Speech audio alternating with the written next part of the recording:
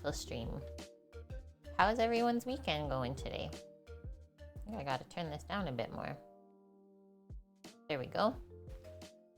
Welcome, welcome in. Happy Saturday. We made it through the work week if that is your regular schedule.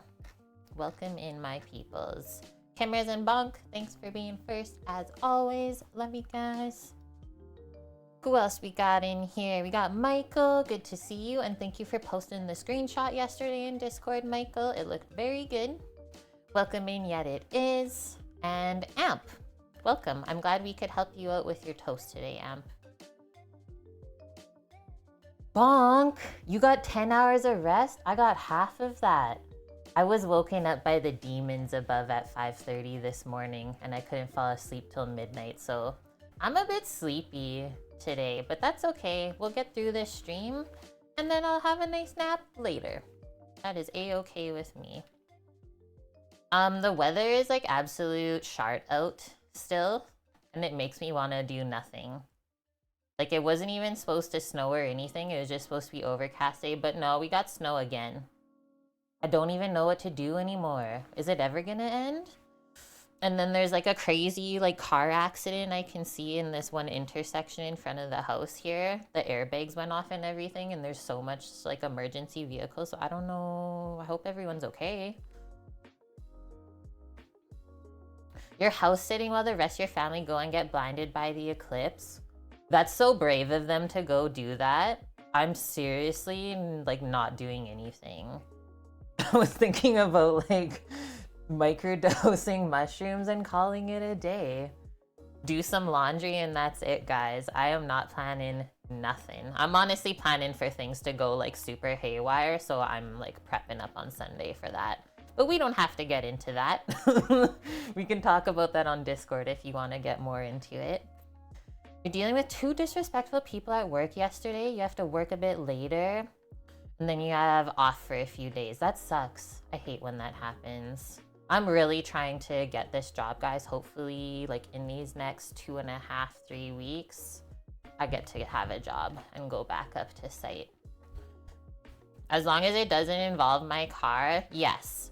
I'm gonna be like fully charging the car up tomorrow so that it is ready to go for the week. I mean, I do that every week anyways for myself, but I think it's an important one. I'm just gonna like pack enough water in bottles for 3 days, and I have like more than enough food for myself in here. You had to go to bed early last night? Only 4 good hours of sleep on Thursday? Dang. Yeah, when it thunderstorms overnight, I hate that. Like sometimes it's a really kind of like peaceful thunderstorm and it'll put you to sleep, but when it's a raging one, your body just can't really relax, right? Okay, so we had an awesome stream cooking Indian food yesterday. If you missed it, it was so delicious, my goodness. And it was also vegetarian, so not very expensive at all. Today we are getting into the meat, a very porky sort of stream we can say. Here is the menu.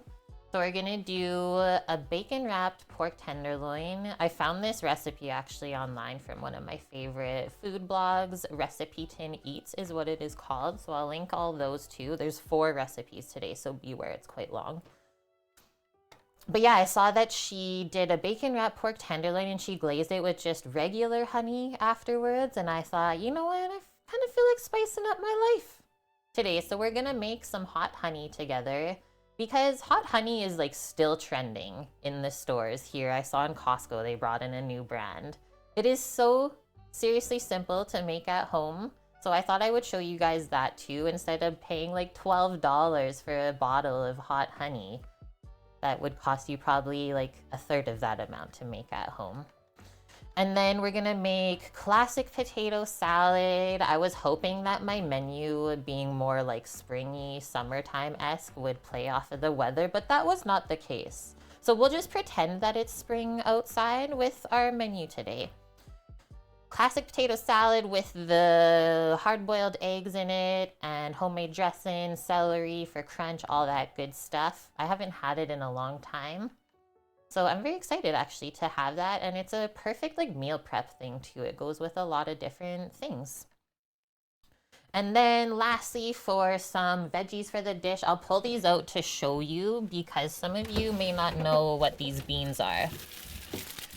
They're called runner beans or flat beans, I've also heard them called. They are an Italian style of green bean.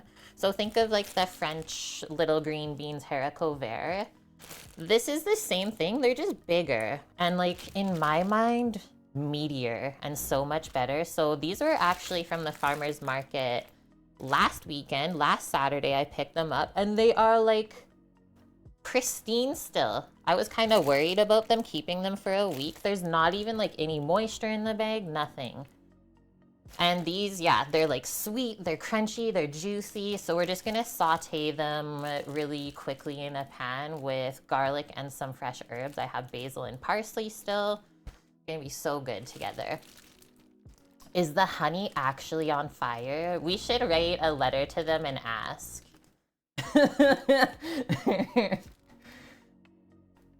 It's weird, yet it is. You've slept through so many thunderstorms that you never know they happen until someone tells you about it the next day. That's totally like Sam. He sleeps through a lot of stuff like that too.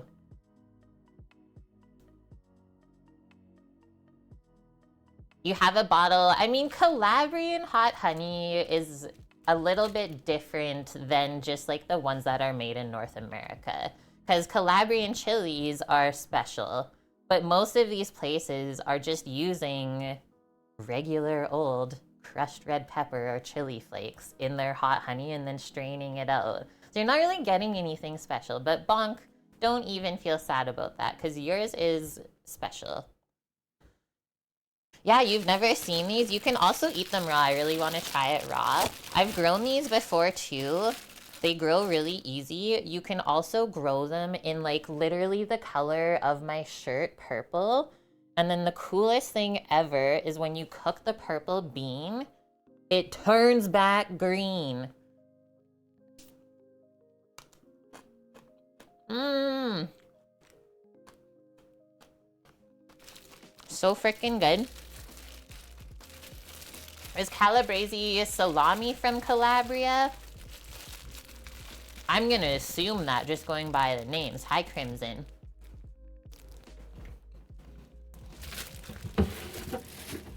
Okay, let's make a little listeroo and then we'll get cooking.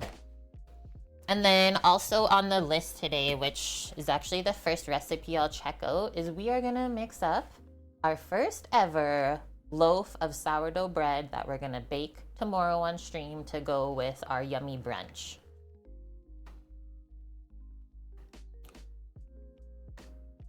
And I really liked this recipe that I found for this sourdough bread.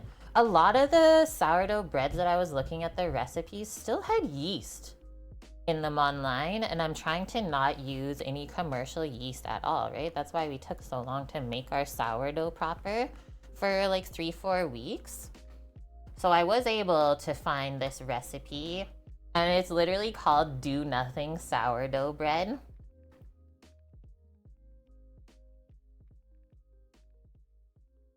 And just seeing what we have to do. Okay, so we mix the dough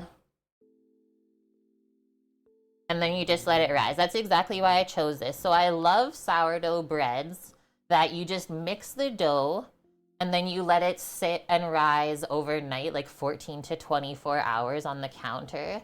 And then the next day, all you have to do is shape it, proof it for like 30 minutes while the oven is heating up, and then you bake it. A lot of other sourdough breads, there's like a lot of folding steps and stuff like that. I don't like to take that much time to bake bread, and I know no one else likes to take that much time either. So I'm excited to try this one. So Calabrese salami is from Calabria too. The salami is inspired by the Calabrian style made in southern Italy. So that also uses the same chili flakes then, because Calabrese salami is often spicy. Okay, so if the bread only has to rise for 14 to 24 hours, we'll do that at the end of stream.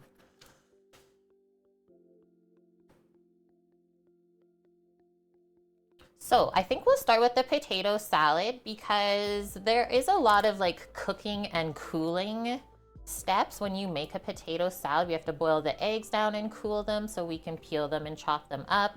Same with the potatoes, we have to boil them, cut them up, and then let those cool down because you don't want to be mixing everything while it's hot. Although I will say I have had a warm potato salad before and it's really delicious. It's just not this style that we're making today. Hi Oak Oak, how are you doing?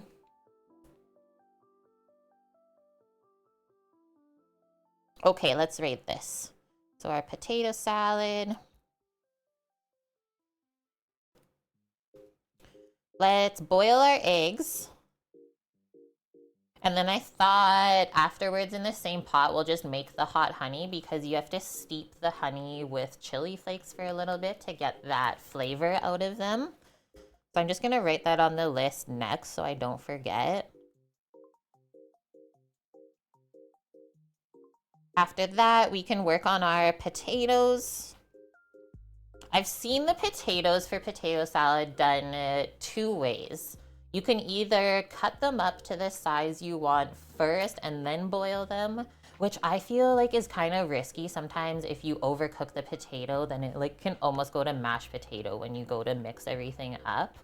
Or what I think we'll do today is cook the potato whole with the skin on, and then you cut it up afterwards.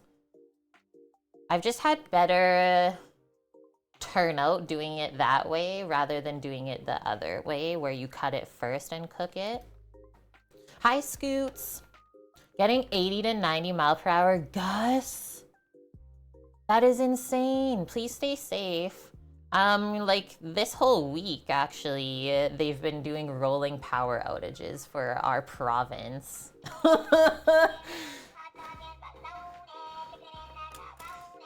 Mish, stop it. 3 more months and that's 4 years together? Please. Thank you very much for the 45 months in a row. How are you doing? You made it. Guys, everyone, Mish made it. She's not even that late. You guys have wins today too? Yeah, I look after stream yesterday, right? And it's like, yeah, province-wide rolling blackouts. I was like, we actually made it through stream and it didn't black out? Amazing. I was pretty stoked about that. Okay, so boil our eggs, make the hot honey, then boil the potatoes after that. We have to make the dressing for the potato salad. And I know we have to chop up some celery and green onion. You can use red onion if you want in the potato salad. I just don't like that super strong flavor because I find the red onion flavor, like as it sits in there for a couple days, that's all you kind of taste afterwards. Maybe I'm just kind of sensitive to that flavor. Everyone's palate is different. Okay, so once we get that going, let's get into our pork next. We will first, I think we'll first season the pork tenderloin before we wrap it in bacon. With just a little bit of seasoning, right? Because bacon is salty, so we don't want it to end up too salty. We could always add more after it's cooked. And then we will wrap it. And then we sear it, and then we just roast it. So searing is just getting it browned on every side before you put it in the oven to finish. And let's see on this recipe I linked what she says for temp and timings. The little bits of celery, yes. And then the other one that's also really yummy is radish. Just for crunch, right? So good. Mickey, yesterday's food looks so yummy. You made today chicken, fries, and gravy. Yum. You can't go wrong with that. You like your radish on the side, Bonk? Yeah, it doesn't need the radish. But if you like radishes, by all means, right?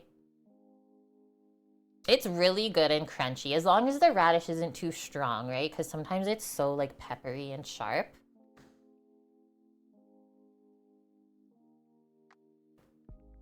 I was gonna say the same thing, Mickey. is I often will put radish in, but I don't even know if I've seen radish in the store recently. Crux. Maybe that's why they're not in the stores, is people don't even eat them anymore. Yeah. Oak, you're not really a fan of the potato salad and pasta salad. Okay, I am not a fan of the ones that you get from the store.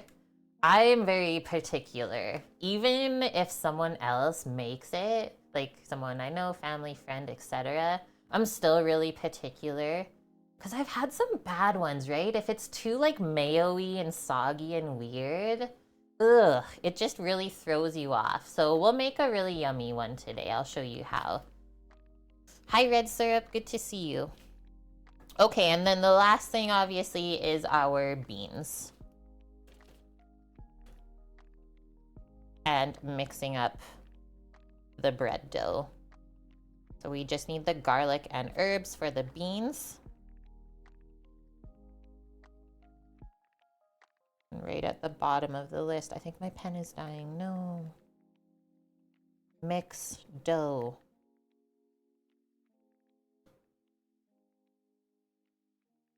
For sure, yeah. If you've already been kind of ruined on that one food, you're not gonna make it yourself.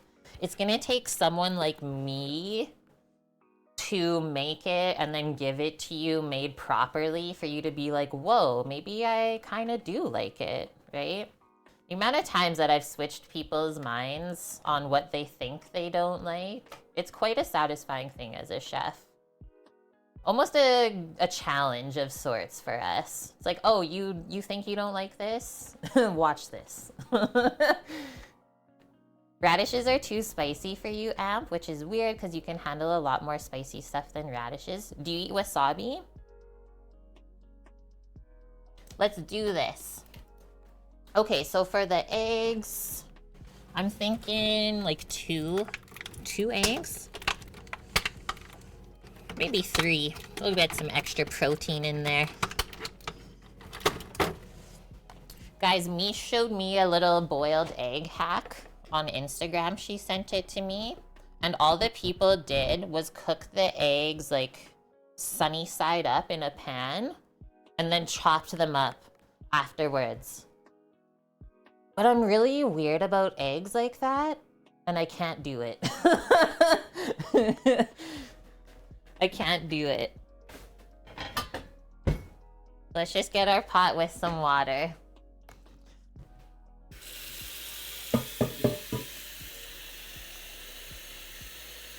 Yes, it is. Thank you for saying that.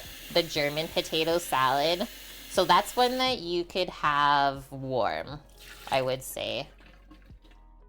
My gosh, this is the biggest pot ever. Just for 3 little eggies.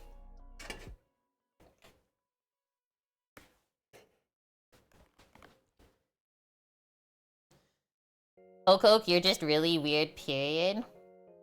Mish, what did you say? I was telling them about your not boiling egg hack, but I said I'm too weird about eggs for me to do that. So let's just pop these over by the stove. How I do my boiled eggs is I boil the water first, and then we put the eggs in while it's boiling. And so we know if we do a 7.5-minute timer, it's more custardy and yolky. So let's push it to, I'm gonna do 9 minutes to boil the eggs. And that way it's not gonna be gray, but the yolk will still be really nice and colorful. Rather than it going pale, I find, when you cook it really hard boiled. Let's see how it goes. You're hiding from your phone. Your mate wants you to go out tonight, but you're just chilling. That's allowed. One thing I've been trying to do, but have not been successful, is to just like try to take one day every week to not really be around technology. Very difficult.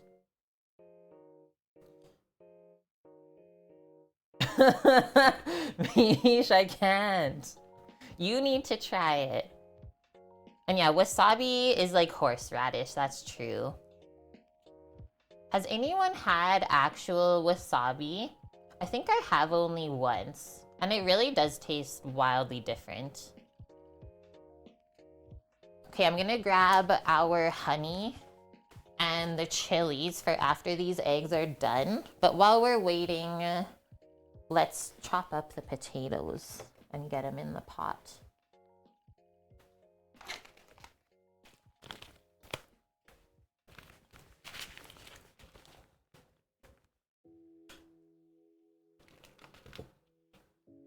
It comes with sushi, but never dare eat it. Okay, I'm sorry, Grandma, if you're watching, but I have to tell the story. So this one time my grandma went out for sushi, and let's just say she thought the wasabi was avocado on the plate. Grandma found out the hard way. But she's still living, it's good.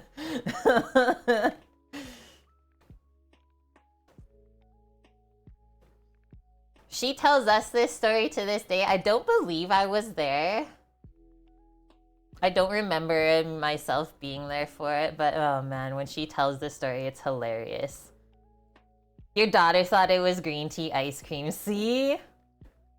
Ugh, so that's why there's always a rule, like we're taught in culinary school, don't put anything on the plate that shouldn't be consumed, because people will just eat stuff without really thinking about it, right? Right, Scoots. Yeah, that could be hard for you to take that little digital detox is what I call it. If you're in IT and you're on call. Follow the farm in Shasta Mountains. They're growing wasabi plants in a constantly flowing stream. Cool. So cool. That's nice, Scoots, especially for someone like you that is always on the tech. Toothpicks are yummy. Yeah, right? Ugh. Insert Tide Pods. Yeah, don't put that on the plate for sure. Okay, let's get back over here. Grab like a medium-sized pot, whatever you're gonna boil the potatoes in. And you definitely want a lid for it too. And like I said, we're gonna boil the potatoes whole. So then the only thing when we do it this way is you just want to watch that the size of the potatoes are all about the same, right? So they all cook at the same timings. Try and grab some smaller ones so they cook a bit quicker. And so we don't have to do anything to them here other than I'm gonna take that off. That's the only one that's really sprouting. Just take those eyes off. If we stuck that in the ground, it would grow now. Just so you guys know, that's how you grow potatoes. So anywhere on here that you see there's like an eye growing, you can just cut that, slice that off, and put it in the ground. It's that simple. Do I want one more? Yeah, let's do that much. You never knew that? So your day's complete then. I just taught you something new.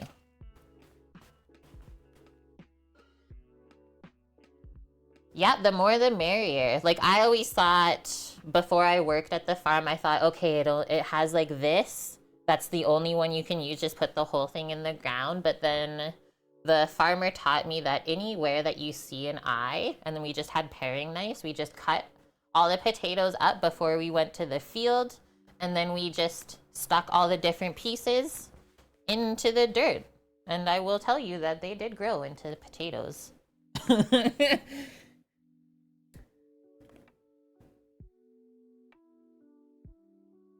But we don't want to eat those little tubers, so definitely clean that off until you don't see it anymore.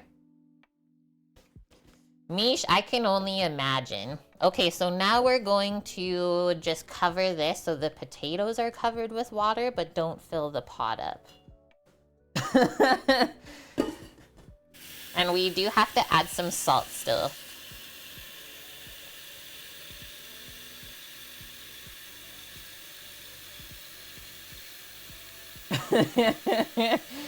Oh, you guys are my favorite.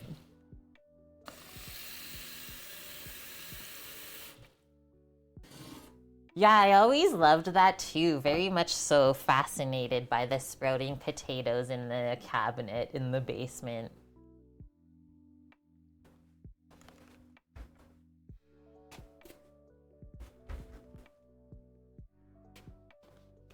Bonk is your favorite? Those are some strong words.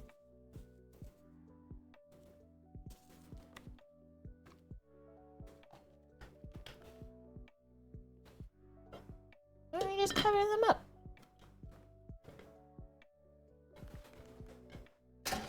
Our water is basically boiling over here for the eggies. Look at how hot that element is. Watch out, world. Okay, so we'll need some tongs to drop the eggs in the water gently. And then I'm gonna set my timer while we're waiting.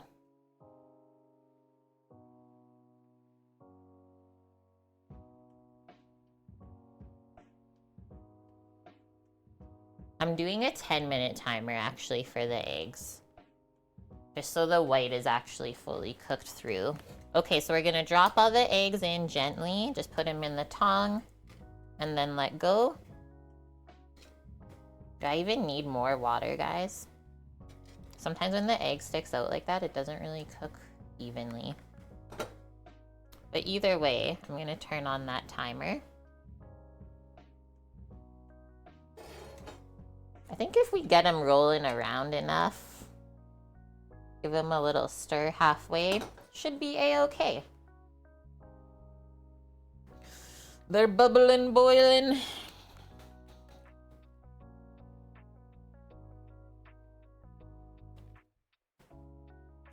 Hi, Greek. How are you doing? Welcome in. Michael, you have sweet potatoes in a box next to your window. They don't go bad. Thankfully, you learned a lesson of having potatoes in your cabinet. Yeah. There is no... Okay, there's maybe some worse smells. But the smell of rotting potatoes... My goodness, you'll never forget it. Okay, I'm grabbing the celery and the green onion out.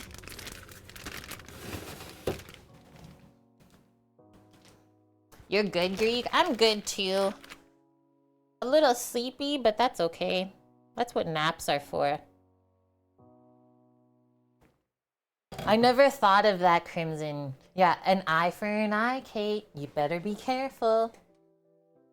I'm screwed then, the amount of potatoes that I've planted.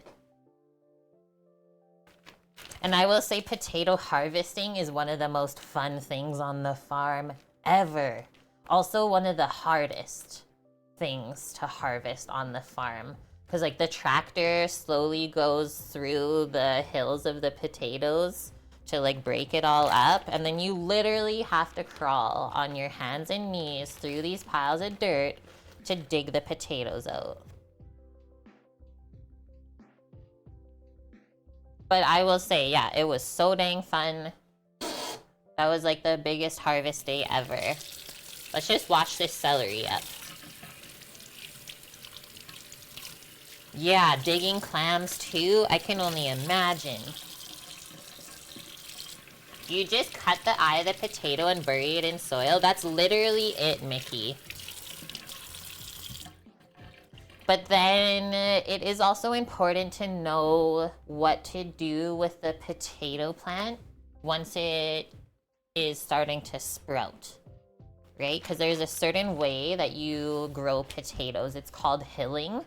So you'll kind of continuously cover the leaves and the plant as it grows because the potatoes come out of the stem of the potato and the leaves and stuff. It's so crazy. So that's why I always need a big pile of dirt for them to grow in.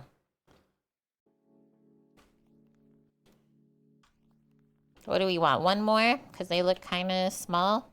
Let's do this one that was more sad looking.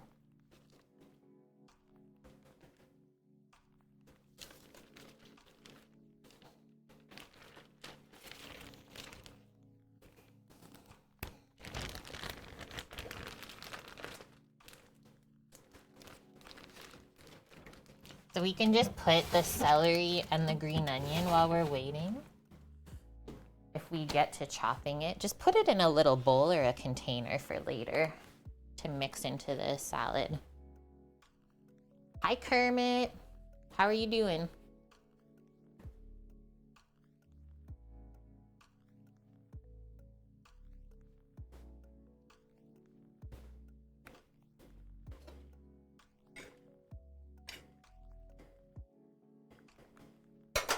I just keep stirring the eggies around a bit as I go by there. So we're gonna tip and top the celery, put it on the more flat side so it's safer to cut. And yeah, I only bought 2 stalks of celery for this because I find I never go through a whole head of it. So do that so it fits your knife better. And then we're just gonna come through, not gonna go super small with the celery. Just nice little bite-sized pieces. I always try to cut the celery smaller than I'm gonna cut the potato, because you don't really need equal amount of celery to potato in each bite. And then we're just gonna come back through like this.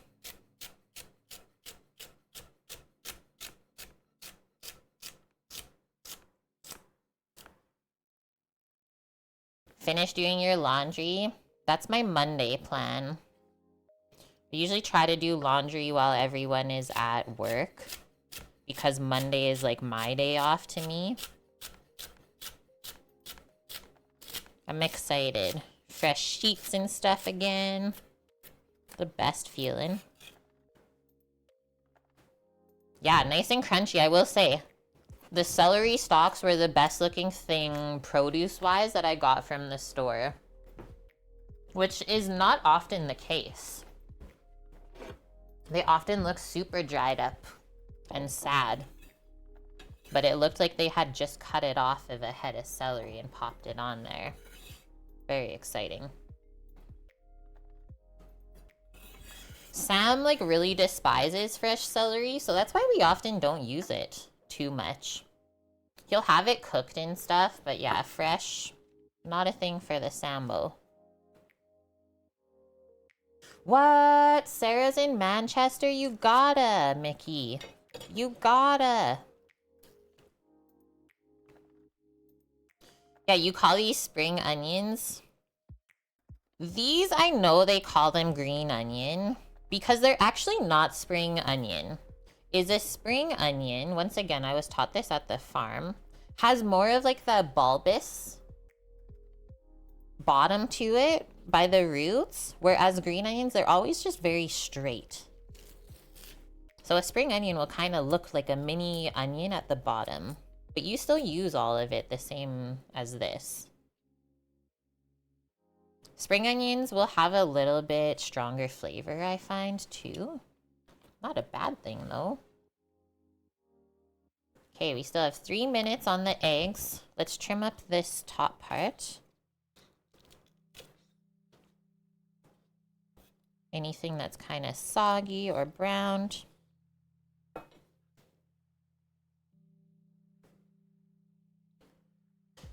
She's 30 minutes away from you, Mickey. That's not too bad.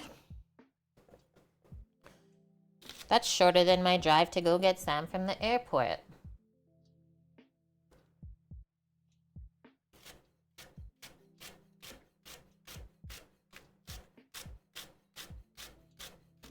I was watching this TikTok yesterday of this guy from the States, but he lives in Bangkok, Thailand, and he was like doing a grocery store tour. I was like, Sam, say the word, I'll pack up the whole house and we're out of here. Like, they had their meat open in bulk cases where you could just like pick what you wanted and put it in a bag. Yes, that's kind of like weird, but as long as no one's weird about it, I don't see anything wrong with that. The runaway rounds, I hate when they do that. Just go flying off the cutting board. Relic is in Bangkok now. I really want to go back there. I need to take Sam to Southeast Asia. So I don't know if that'll happen. That's a yummy looking bowl of green stuff.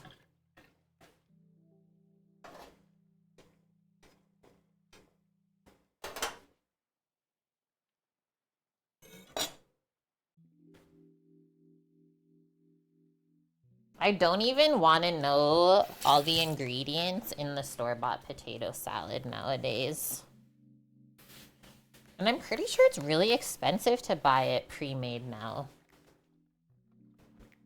You saw it, Amp? You probably saw the same one.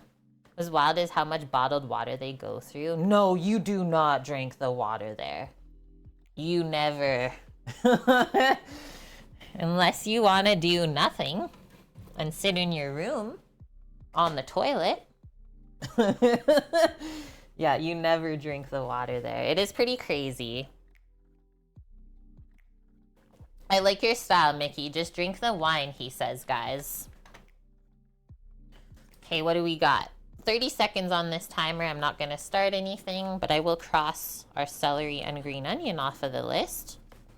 So next, I'm just going to take the eggs out of the pot because we're going to use it to quickly make our hot honey. Just grab a little container to cool them off in.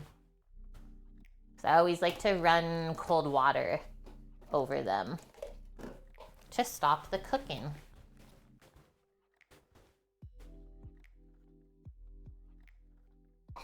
Store-bought's expensive because of the labor it takes to make it, but I don't understand that part because a lot of it's made just in a factory now.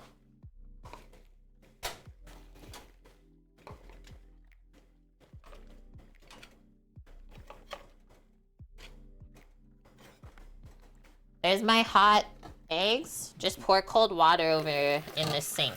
Just let it run over them for a couple moments until they're cool to the touch. That's cool. When you're there, your mom's family gets mineral water because it's still less expensive than bottled water. It was a really crazy experience as someone who like grew up drinking tap water forever, which I still do here.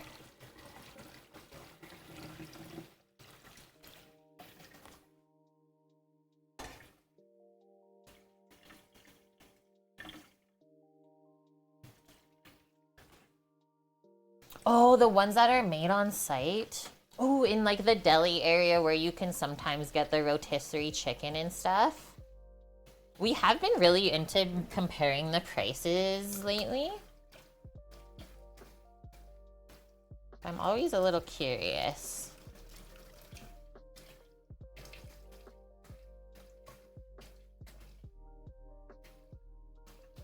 Greek, yeah, the water in BC.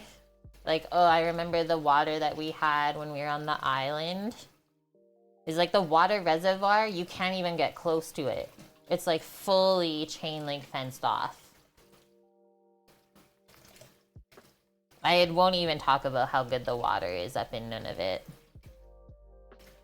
Okay, so a potato and egg salad, 1.2 kilos, which is not that much. What would that be? Maybe a liter? Is $10. And then, did they make one in store? They make a dill pickle nugget potato salad in the store. That's $2.39 per 100 grams. Interesting.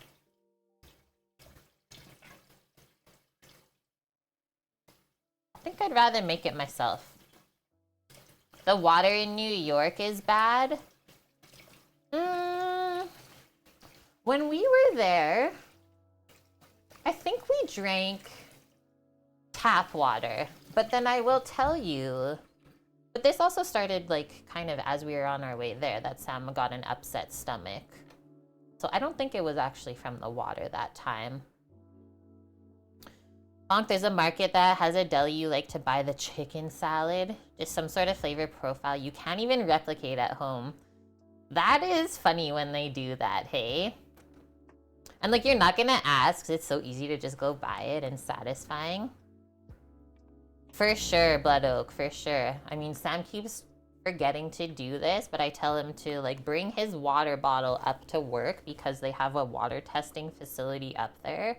I really want to know what's in our water here. Let me just say this. I don't know if it's just from what was in the air, but I went to like go feed my sourdough starter this morning, and because we have a lot of chlorine here in the water, at least where I am, they say to like off gas it overnight. Well, the water had been like sitting there a couple days. I go to use it.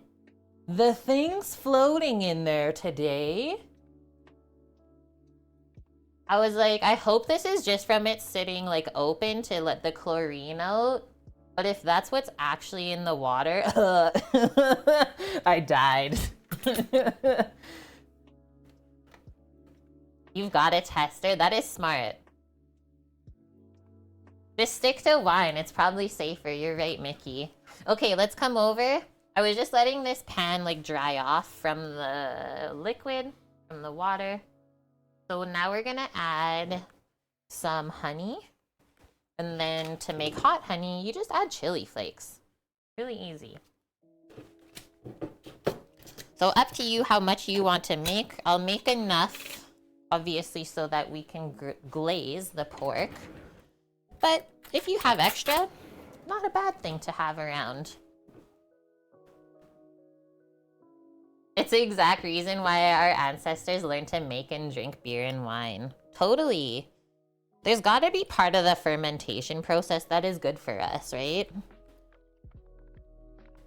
No matter if there's a bunch of sugars and stuff like that. Okay, other things that hot honey is good on. I've seen people put it on pizza. Drizzle it over what, salad?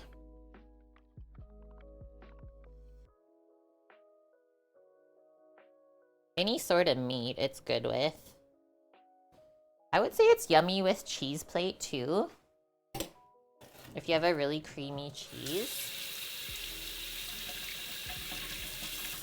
Really, even in New Hampshire, you guys were drinking bottled water. So let's just put this on a low heat. You don't need to get it too high at all. Yeah, the fermentation kills off the bad stuff. Gets rid of the bad bacterias.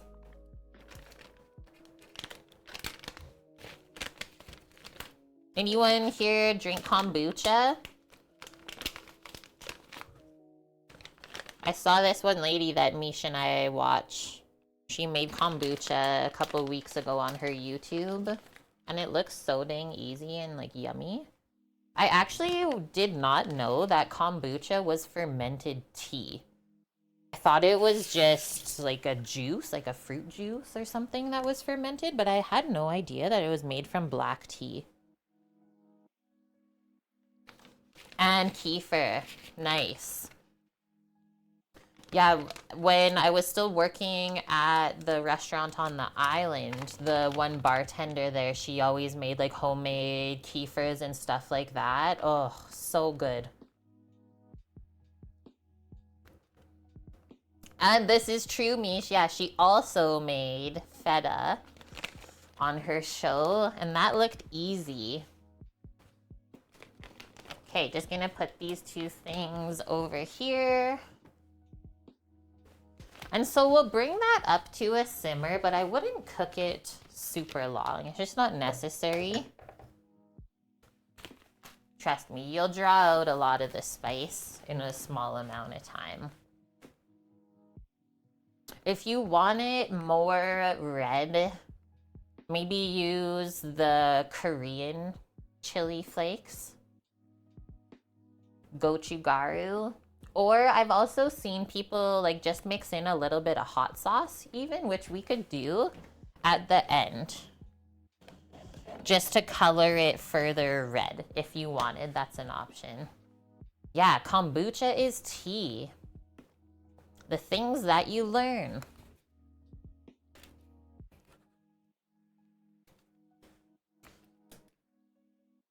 Okay, and then after the hot honey is done there, we'll get our potatoes onto that burner to boil while we keep prepping everything else.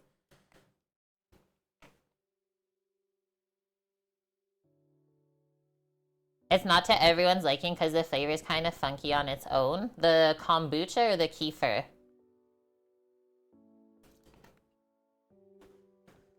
While we're waiting, let's take care of these beans.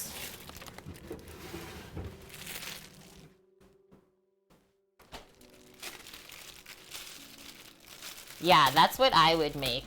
Blood oak is more like a ginger style of kombucha. And then I was also reading up because I don't drink too much black tea. It said once you get a good SCOBY going, you can switch it out for some different teas. You just can't go straight herbal because it won't work. But I thought that was also interesting if you wanted a bit lighter flavor later on. You could introduce a different tea. And hi, Wilson. Yeah, a wizard is never late. He arrives precisely when he's meant to. So I turned these all around because actually how they packaged them, they kept all the stems on the one side. And we're just gonna cut the stem off of this side. And then the beans have this like funny little pokey thing on this one end, but I never cut that off because it just cooks down and softens. No reason to get rid of it. So just take a couple of these together. Trim that little bit off.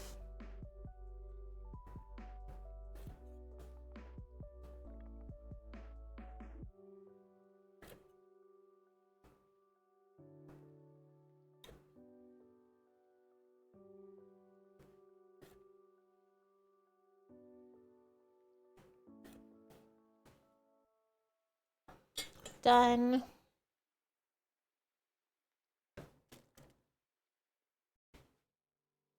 And then now, maybe we'll go 2 by 2.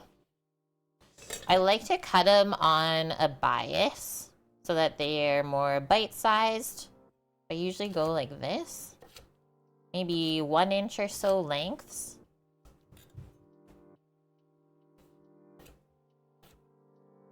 And it's really just a nice size to eat with everything else. You shouldn't need to cut it further.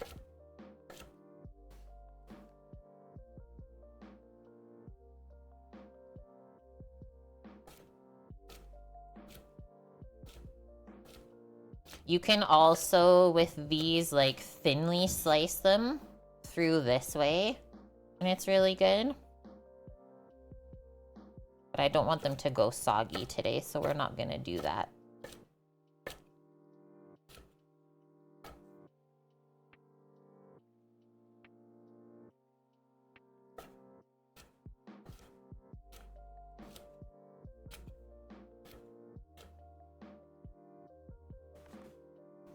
It's time, look.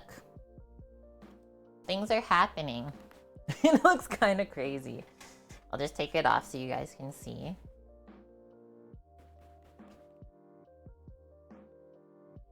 Let the bubbles dissipate. That's probably good enough.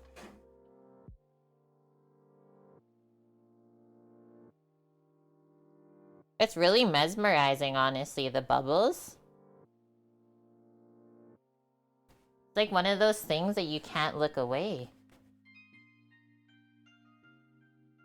Okay, I'm gonna take that off to cool. Gonna put it on a trivet.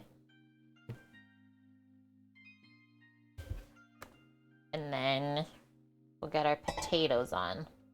This is how it looks now that it's cooled. So you can see the color of the honey has got darker. Boom. Medium heat on those. Those will take quite a while because we're cooking them whole. So we'll probably go back there in about 15-20. Hi, Tony Montana. That's professional cookware. I do love my couple Le Creuset, or even just cast iron pans to use. I'll probably have them for my whole life, really. That's why we bought them too, It's because they last so long. It smells very good in here too. So fragrant. It doesn't smell spicy though. It really just smells nice and sweet and floral. That's a lot of beans, guys.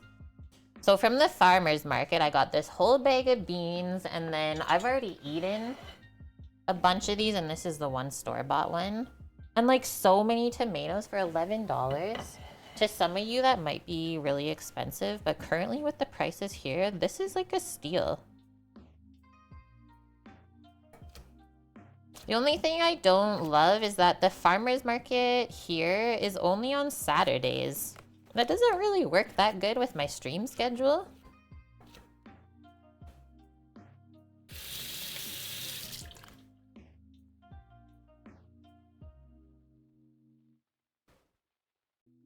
Just pop those in a container for later. And next we will mince the garlic and the herbs. We'll chop up.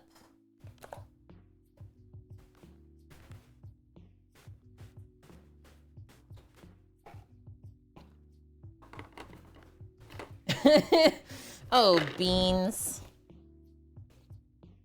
I'm gonna eat all of these for sure. So crunch. Know who else loves beans? Puppers love beans like that. Hi, Dust. How are you doing?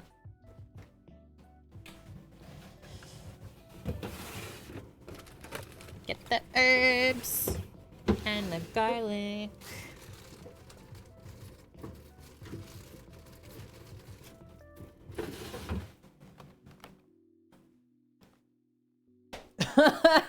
Dingle pirate? What? Yeah, hide your dust. The pirate's here.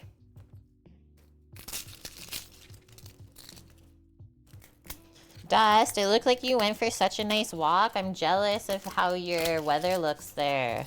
I'm living through you. Anyone that has sunshine, please send it over here. We've been like covered in what feels like a smog for the last 2 days. Hunt the dust bunnies. Okay, let's smash these so we can peel them. I can't believe it either.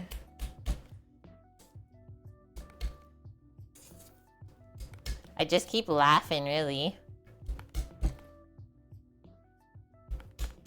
Because what else can you do? That's nuts, Wilson.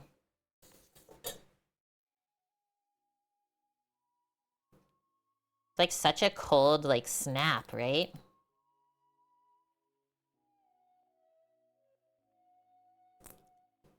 Spring in the south, for sure. I don't know what's going on in these Canadian prairies. But it's not feeling very springy at all.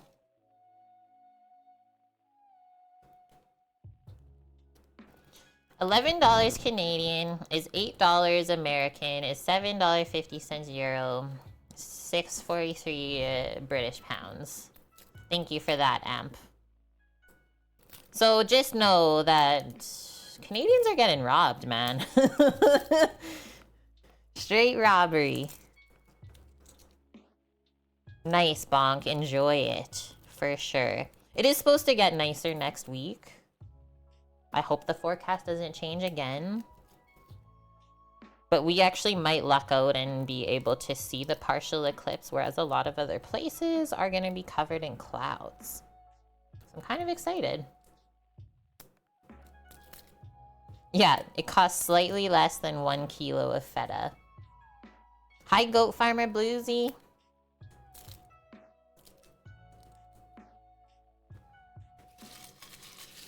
Yeah, we really went over the top with this pork tenderloin today. It was the recipe I found. It inspired me. I couldn't not after looking at it. This looks so good. What? You gotta sneak out. That's when you gotta go take a quick bathroom break. A quick little mental health break, even. Say, I gotta just step out for a couple minutes. Just use welding glasses. I'm not planning to look at it. Actually, though, one way I was planning to look at it is through a disco ball. Have you guys seen that? If you put up a disco ball somewhere where the light will reflect off of it, you'll see it through the disco ball, creating the reflection on the wall. I thought a disco ball is a little bit more useful than those glasses that you have to wear. Let's mince this up. Hello, Grandma Jules. Sorry, I almost missed you. Snuck in there. Yeah, Sam's parents are like right in the path.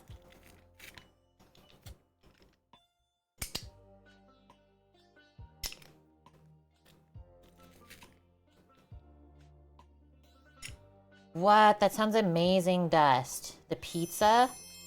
My stomach's actually growling right now. Might have to have a quick little snacky.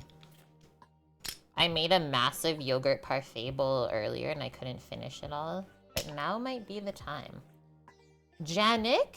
I hope I said that right. Welcome. Thank you for that follow. Get all this goodness. This is for our urban garlic sauteed beans to go with everything else.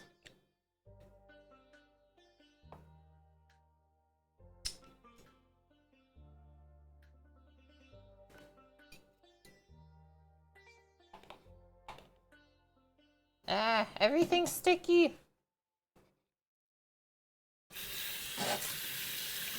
Does everyone else get weird when the garlic gets too sticky? Or is that just like a me thing?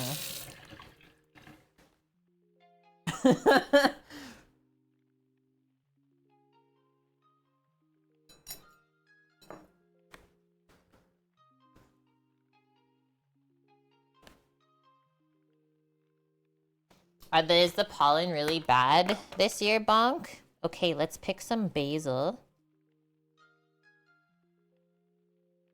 It's a me thing. Dang it. Okay, Greek's on my side. Thanks, Greek. All the weeds are blooming. Ugh. I remember a couple years ago here, when we first moved, everything just kept getting covered in that yellow pollen. Like, daily, you'd have to wipe everything off if it's outside. That was really wild. Garlic juice is tasty. Garlic juice is good for you, too. Okay, I'm gonna stop there because we're gonna save this basil for tomorrow on stream. You have to wash your fingers when they get sticky with garlic. It's not just me then. Woohoo! Okay, don't use that one. We'll pick the parsley off the stem.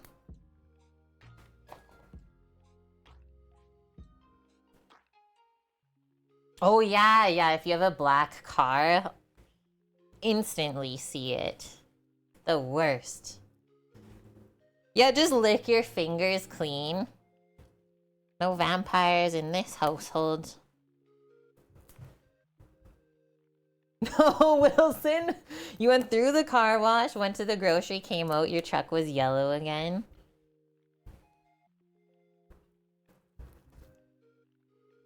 You're still under snow, so you still a while before the pollen hits? Me too! Me too! Okay, let's just use all of this. Might as well.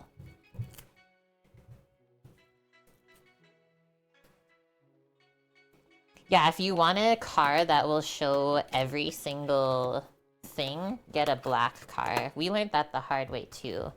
The black cars look so good though. It's hard to not. Oko, you have a bright blue car? Love it. A lot of cars around here are so dang boring now. It's like gray, white, and black. That's it. Oh, you're in Nova Scotia? Welcome. I'm a prairie girl, but I really, myself and my husband were trying to plan a road trip out east, hopefully this summer, to experience that. Very excited.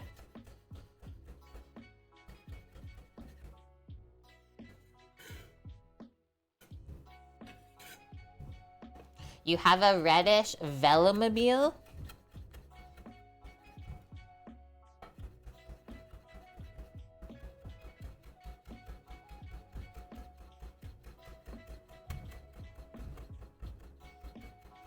Right? We went from a black car to a white car. There was no winning on that one.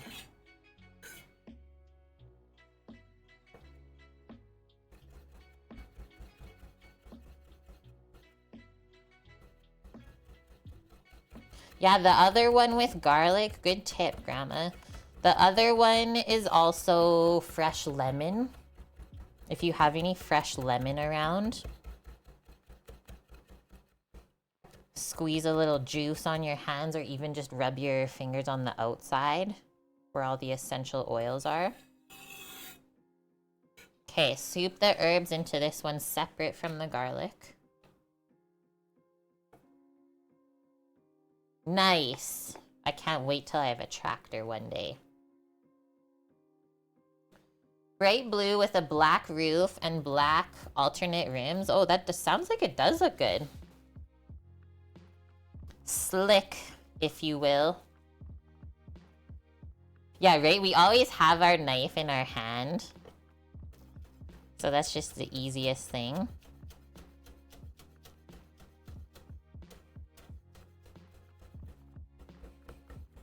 So a lot of times I won't chop basil up ahead of time on its own. But when you're mixing it in with parsley, there's like a magical thing that happens with the chlorophyll, the green color from the parsley. Because basil oxidizes quite fast, I find, compared to other fresh herbs. But somehow if you mix it with the parsley, it doesn't turn brown. Or maybe, let's say, not as quick. That's just a little trick I learned because we always have to have like fresh chopped herbs in a restaurant if you go to a good restaurant. And so you learn how to not have them go brown on you, right? So just give that a little mix up. And then both of these will just... This we'll put to the side. The herbs we'll keep in the fridge because they'll stay fresher that way. So all of this is going to be cooked together. Our beans, garlic, and herbs.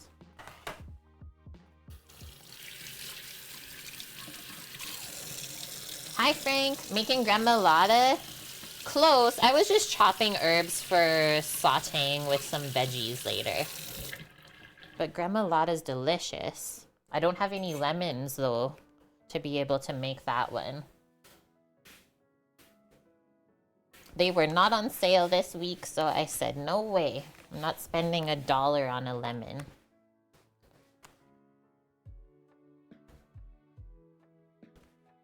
Looks like our potato pot is just about ready to boil.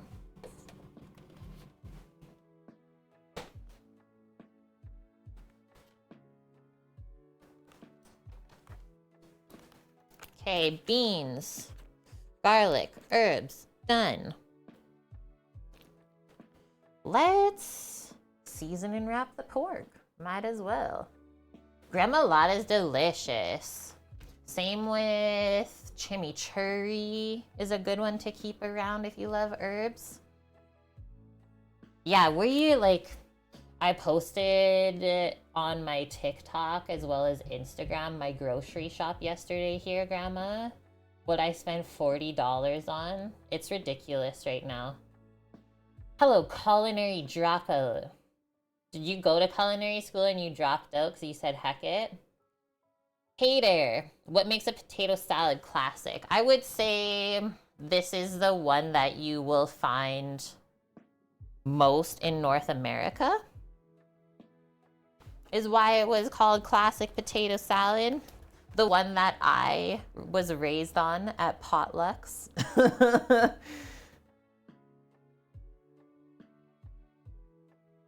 You've never had chimichurri? Just replace the Y with an I at the end. It's an Argentinian herb sauce that's often served with grilled meats. But what ingredients make it classic? I would say you always need boiled egg for the classic potato salad. And yeah, for sure, celery, mustard, mayo, a yummy homemade dressing. Everything else that you add is up to you.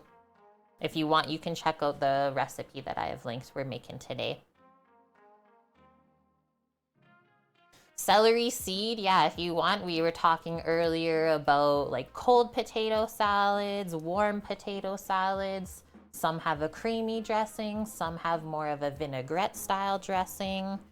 So the question of what makes a classic potato salad, that was a great question. Okay, let's get porky. Yeah, celery seed or celery salt. I think I often only have celery seed. Celery salt is very handy though if you drink Caesars or Bloody Marys. You grind it up.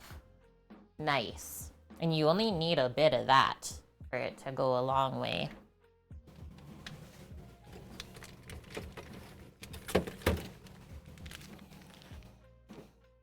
Okay, so pork tenderloin was from a 2-pack that I had on sale at the store previously. That's the date it went into the freezer. So we will definitely take that out of the package. How does this look? There's a pretty thick piece of fat on there. So I might take that off.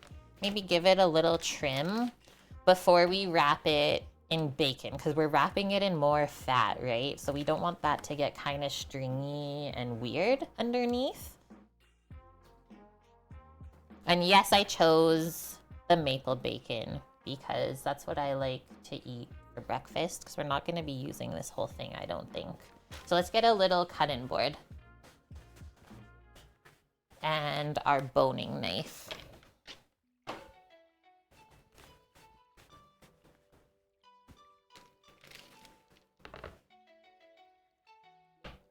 You checked out the chimney? You're gonna try making it, Frank?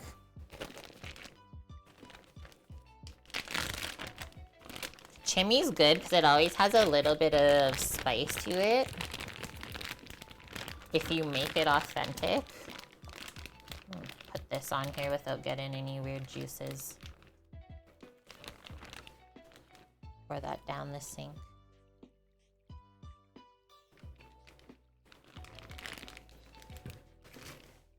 Boom. Okay, get the knife.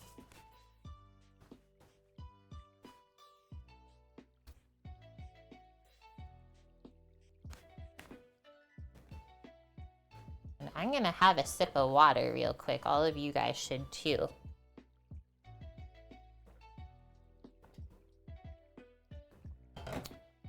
The potato salad will most resemble the stuff one buys in a bucket. I hate that potato salad, so I'm gonna say no, it's not gonna be like that. That's why I am making it myself today. Because I can't stand the taste of those store-bought potato salads. Hello, Chef Samurai Rick. How are you doing this weekend? You got strawberry lemonade? Okay, let's turn this over, because this is the side we have to trim. Potatoes just started boiling, baby. They are up. Let me set a 10-minute timer on those, and then we'll give them a little poke to test with the paring knife.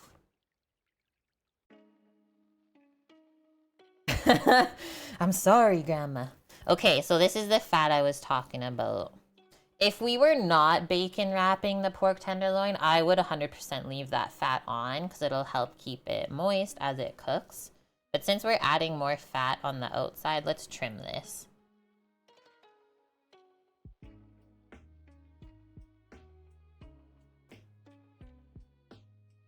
But that's what you think of when you hear the word classic? That's okay. Everyone thinks of different things. You're also able to open your mind a little bit. You can change it. It's allowed.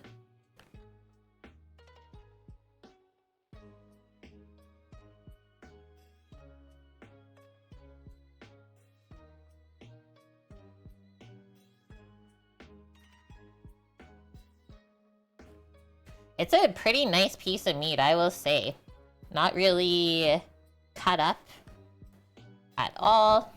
You know how sometimes butchers will like make an accidental cut in it. Okay, and then up here, I'll kind of show you where it's quite thick. That is silver skin. Something that won't really break down when you cook it, so I often will clean that off. I'm left-handed, so I'm just gonna turn it around. But smooth it, and we might need a couple swipes through. Get your boning knife through just under. Go this way to the end, and then hold it nice and taut, and come back that way. And see how we didn't really take any meat off? You always want to keep as much usable meat as possible.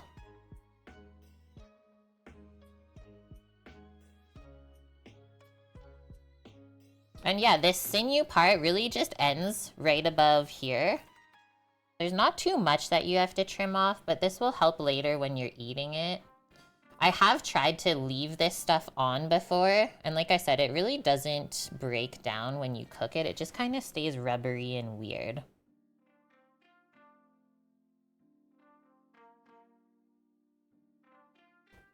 Alright, can flip it to that side.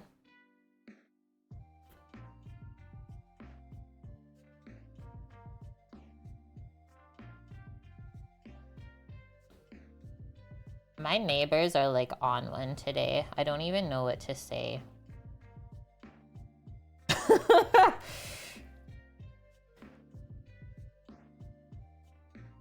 It's a bit distracting sometimes when I stream. I try to not let it. But sometimes it's hard. Oh, I'm talking of... Okay, so first it was up there, but now it's next door. They're either making schnitzel or doing something else. We're all adults here. And if you're not, you wouldn't understand it anyways. Guys, I literally can't win. Why do you think I want a job? Get me out of here. Okay, that's good. I'm just going to maybe blot it a bit. Up to you. It's not like super wet. Otherwise, we're just gonna go straight to seasoning. Yeah, you got it, Bomb.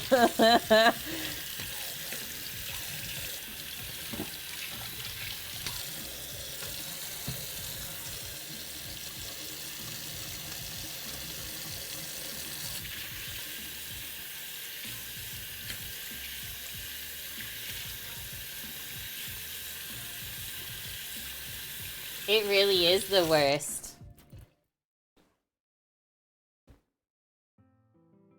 Sometimes I do it back through the wall, but I'm just not really feeling like that today. It's just gonna take the energy away from me. So we're gonna do salt and pepper before we wrap it in bacon.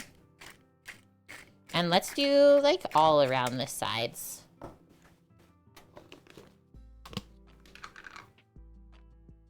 We're gonna go easy on this salt because I always find store-bought bacon is really salty. And so that will partly season the meat, right? You can always add more salt later on when we're slicing it. And like often I will. I find a little sprinkle of Maldon salt after you slice up the bacon wrapped pork is so good. Just grabbing some tongs to flip this over.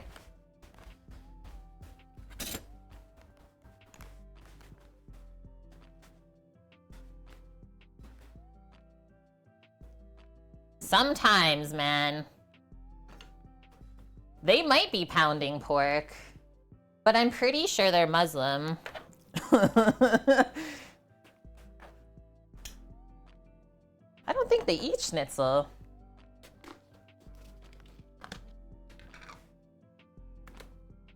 One sec.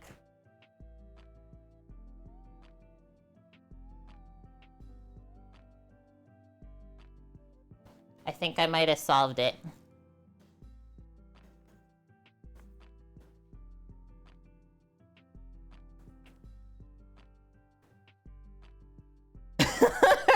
You guys are hilarious. Thank you for entertaining me on this one.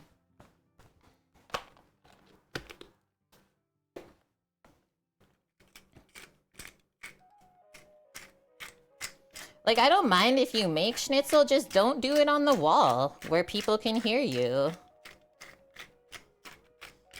Responsible schnitzel making is a thing.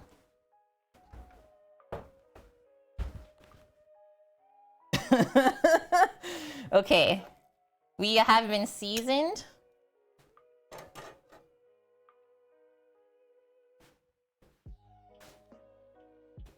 Let's open up our bacon. Scoot, you finally took my hint. I think everyone else was playing with that too. They just didn't want to say it. Because, I mean, we probably shouldn't be talking about that. I said we're all adults. The schnitzel making stopped. Okay, I'm going to open it from this other side. Because it kind of like folds open how you do this.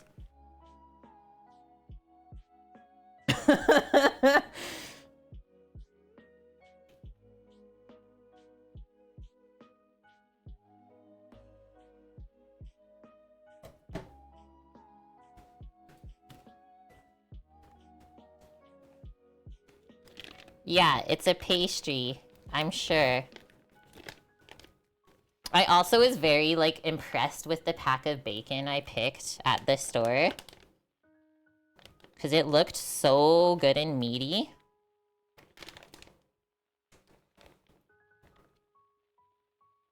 Look at it, though. This is my impressive pack of bacon. Take it out of the package, it's, like, falling apart. Okay, so I'm gonna like wrap this weird piece on the inside. So how we're gonna do it, this is also called larding, by the way, I believe. It's called larding, right? Somebody look that up for me so I don't teach you guys the wrong thing. So I know there's barding, but I think that's more with like a caul fat. And then this is larding when you wrap it in bacon. And we can go pretty nice and tight with it so it doesn't come apart. Yeah, it looks like Rastra got to it. There's also LARPing, Mish says. Please, enlighten my life, Mish. Why does it look like it's cut up? What are they doing to the bacon? Maybe that's why it was $4.99 on sale this week, because they know they messed it up, so they just want to get it gone.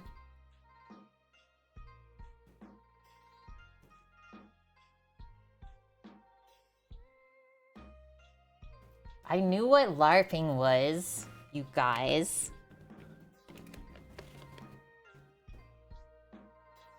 I know. I was just making a joke.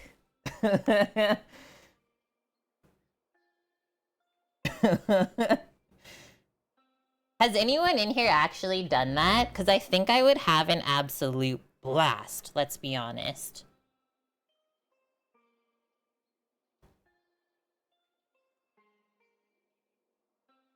I've got the bad bacon. All bacon is good. Some's just better than others. You've been to a Ren fair? Does that count? What is that? That's my 10-minute timer going off. I just couldn't have my watch buzzing while I had bacon hands, so I used my nose. Pro tip, really.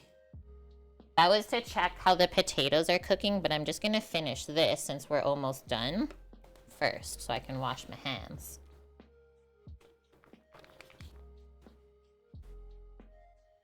Oh, a Renaissance fair. That would be fun. That's pretty close to it, Dust. Did you dress up? This is a trick question, by the way. Okay. That's good. Don't worry about it seeming like it's gonna fall apart. When we go to sear this, it's gonna all stick together. So let me wash my hands. We're just gonna leave this on the board until we go to sear it. No reason to dirty any other piece of kitchen equipment. SX12A, thank you for the follow, welcome. You wore a WoW shirt? I guess that counts, yeah, it's true. Only thing you found wrapping bacon, so maybe it is called barding. Wait, so what is larding then? I had it backwards.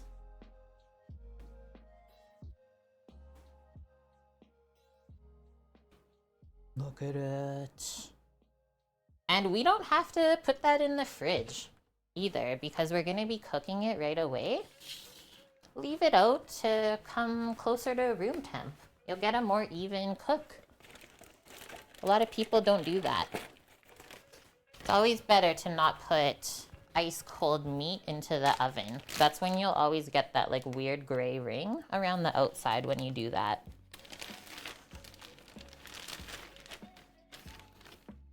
So larding, you put the fat in it. Barding, you put the fat on the outside. So there we go. See, I was wrong. I'm glad I got someone to check. Thanks for looking at it, Bonk. Now we all learned something.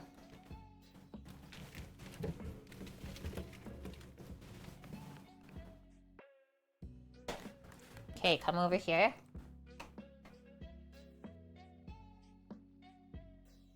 So everyone's just gonna go on a larding spree now.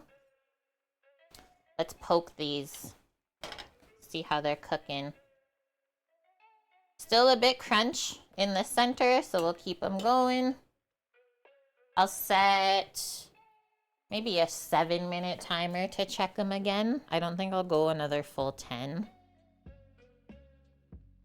Heck, maybe even 6.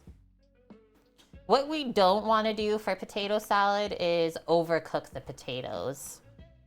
You really have to do a Goldilocks here. You don't want them too soft. You don't want them crunchy.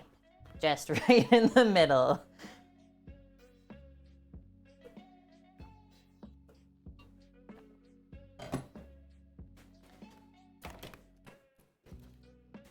Okay, so pork, season, wrap, and then we're just gonna sear in that red pan that you guys see on the stove top there before we put it in the oven to roast. So let's check on the recipe, temps, and timings that they share with us.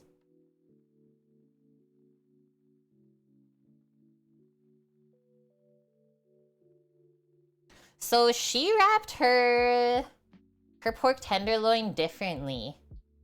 She laid out all of the bacon pieces together and then just wrapped it all in one straight line. Interesting. I don't know, I've always done it in just kind of that little spiral way. So there are different ways that you can do that. They are saying 390 degrees Fahrenheit? What an odd number. I'll probably just go straight to 400 degrees Fahrenheit for roasting the pork. She says 25 minutes, but I really don't think it's going to take 25 minutes once it's been seared to roast. Maybe 15, 20 minutes. I do cook my pork more to a medium well rather than a full well done. I like it a little bit pink inside so it stays more juicy. Yeah, almost kind of like a bacon weave where she just like overlapped each bacon piece. But the way that the tenderloin like tapers near the ends, you'd have a lot of excess bacon if you did it that way, which might kind of get soggy, right? If you don't cook it right. That's why I like to do it the way that I did it. But try it out. Let me know what you think.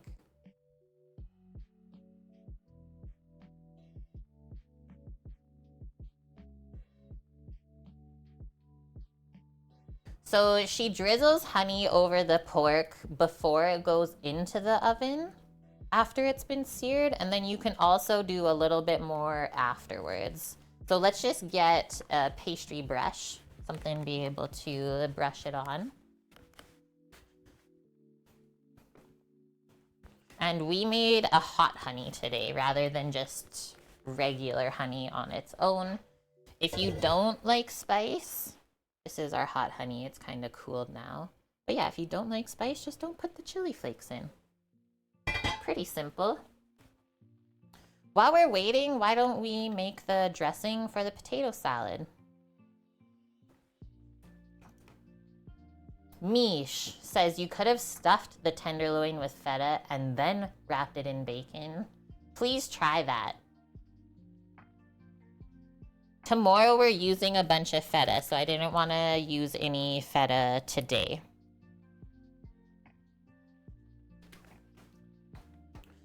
Okay, usually for a potato salad dressing, I will do like a little bit of vinegar, some mayo, salt and pepper, a little bit of mustard.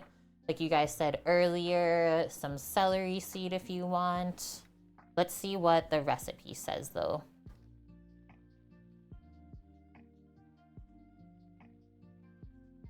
You have tried it? You're trying to get me to try it? I've made that before in my life too, actually.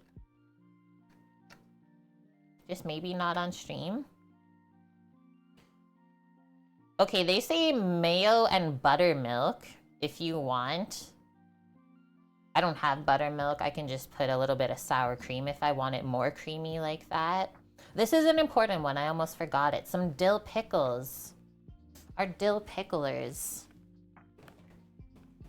I really like the tangy flavor. Ah! I almost just lost all the herbies.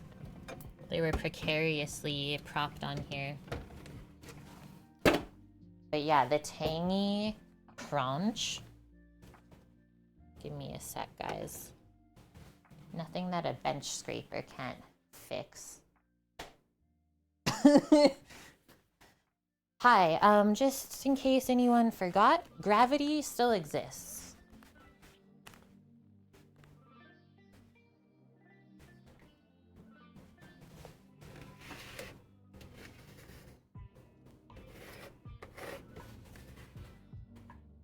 As I literally, like, cleaned my fridge yesterday.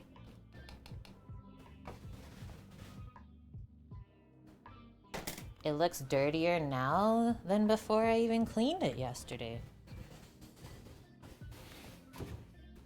Because herbs really go everywhere, I will say that.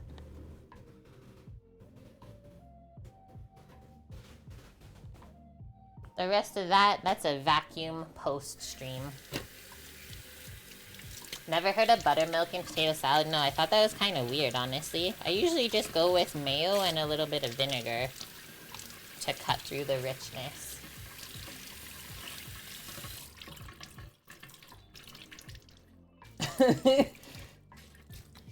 Gravity. It'll get ya. Okay, well, in all of that time that we did that, the potato timer is going off again. Hopefully they're done.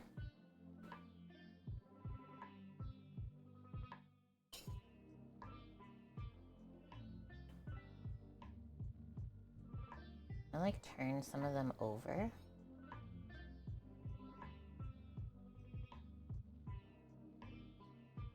And then let's do 5 more minutes. They're very close, but I really don't like crunchy potatoes. Feta's almost up to 400. When did we even start that command?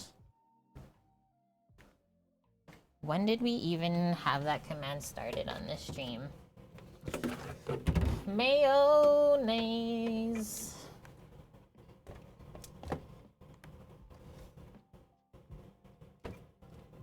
Wahahaha. Thank you. Mustard.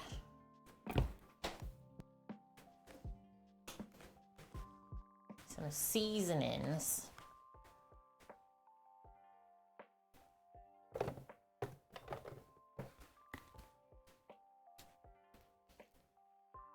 Just celery seed, I think. Probably good. Maybe we'll mix this in a bowl, actually. And I'll just do some apple cider vinegar for tang. A really small amount. Ooh, a little bit of crunch. The cheesy crunch on the top of scalloped potatoes. Yes. Get a bowl and a spoon. A fork to fish out the pickles.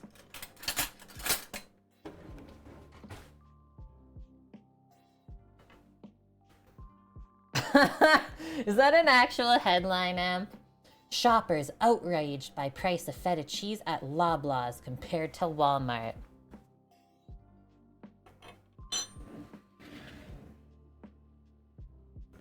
I'm just shaking my head, man. That's all I can do. Hi, Oiliana.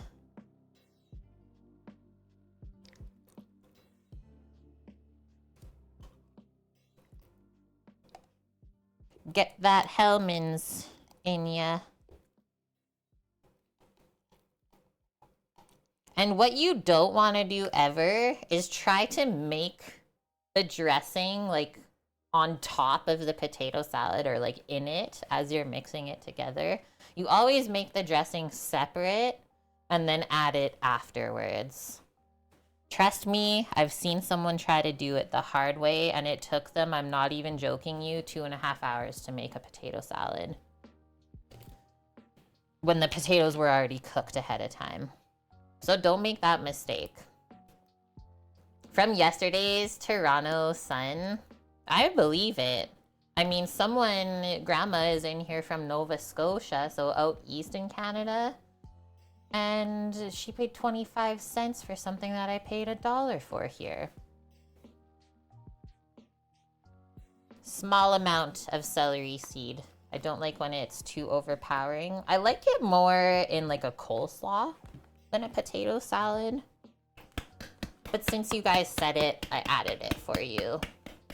And then they said either yellow or Dijon mustard. Wait, you're in Northern California? I thought you said you're in Nova Scotia.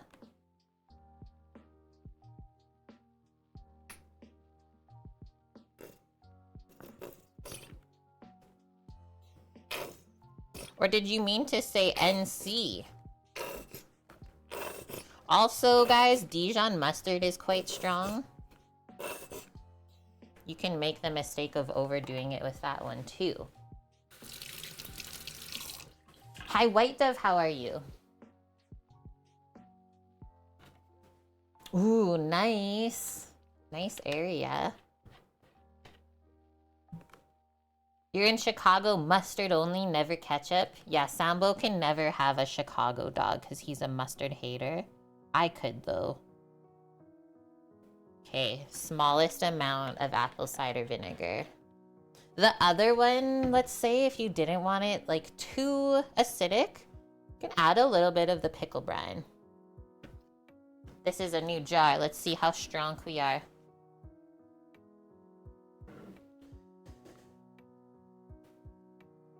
Oh no. Okay, let's see if I got the water off. Maybe it's easier now. Haha. You're stronger than you know, chat. Don't listen to what anyone says. Canadian shoppers guffaw at unbelievable. It was $40 for a tub of feta. That's wild. That's actually ridiculous. Like, seriously. Well, I'm glad I bought the one from Costco when I did. Okay, I'll show you how easy the paring knife goes through the potato if you cook them whole. Like, it should go really no give at all through there. That one's the biggest potato, but the rest of these are cooked through. So let us strain that and start cooling them off so we can peel and cut them up.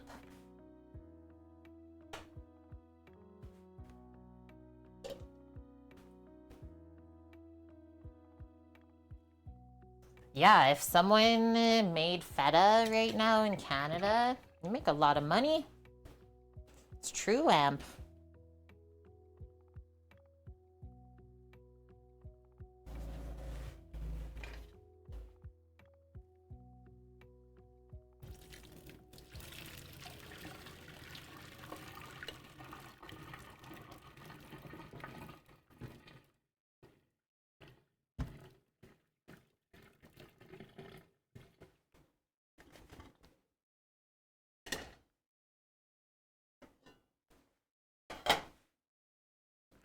That's a hot potato.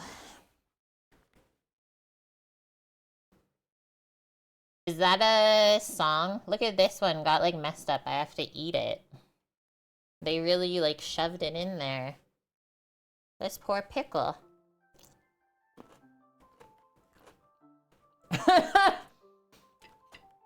They just introduced the carbon tax here. Next one's a feta tax.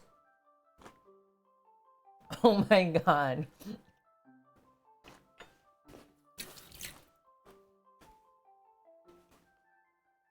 Like, for those of you who don't know, the carbon tax they just introduced here in Canada is 21%.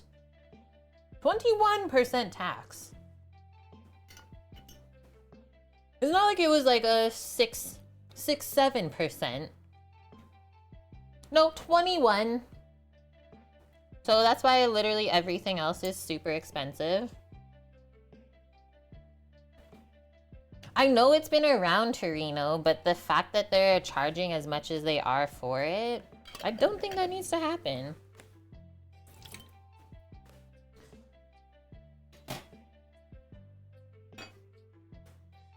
For like people driving cars and stuff like that. So it affects everything that is transported. So your food too, right? I'm just gonna cut these up. We're not gonna mix it into the dressing, guys.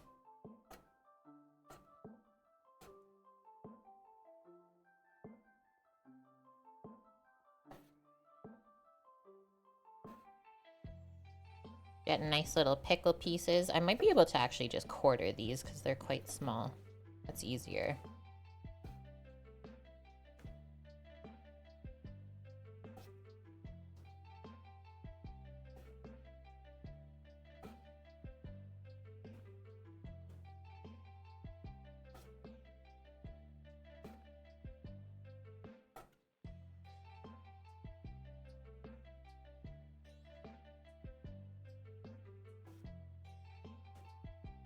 Trust me, dude, I've looked at the bigger picture.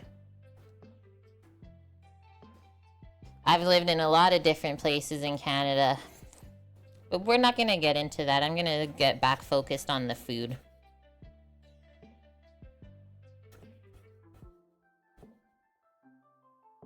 Do you guys like pickles in potato salad? I know sometimes pickles can be like a one-off for people. Where they're like, oh my god, there's pickles in there? What? But I always like the pickles in there.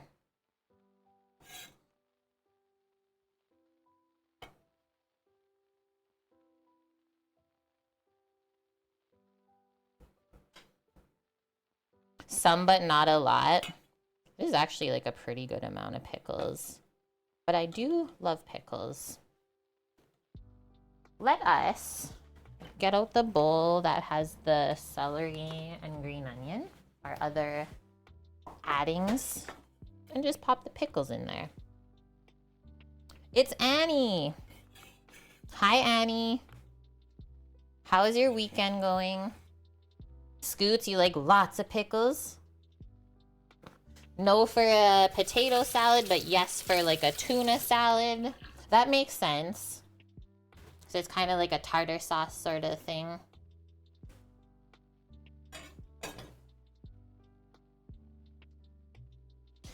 Yeah, they have to be dill, right? They have to be like tangy and salty. They can't be the sweet bread and butter pickle for sure. Back in the fridge so it stays fresh. Let's mix this up. I'm just gonna get a little whisk. Pickle poppin'. Ooh, boss man. Good one. Diced apples. That makes me want to make like an apple chicken salad. Apples are so yummy in a chicken salad. Underrated. You only like the bread and butter pickles. I can eat like a whole jar of those sitting down.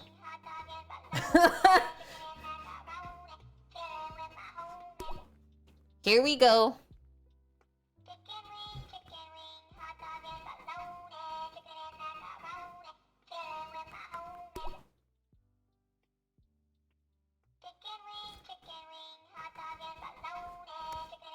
Who we got? Thank you very much, Annie, gifting the subs to the channel.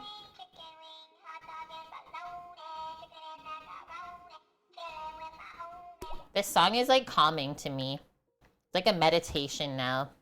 Annie, thanks for the 4 gifted subbies. Let's welcome in Jeffro1747, Toadass, Downtown Drunk. We know some of these names, as well as Stargal46. Yeah, Annie's here to just keep an eye on Mish. Probably accurate statement. Blue cheese and coleslaw in a pulled pork sandwich. You know, at first that sounded really weird to me, but I could probably fox with that. It'd have to be not too overpowering of a blue cheese. But I think I would like the blue cheese more with the coleslaw with like a buffalo chicken. The spice and the creamy like funkiness. I don't know. Have to try, right? You always have to try something once before you make up your mind. Let's try the dressing.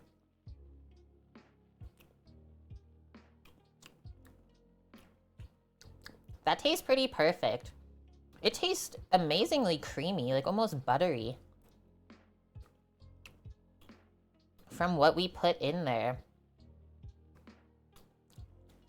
I'm gonna add a little bit more vinegar.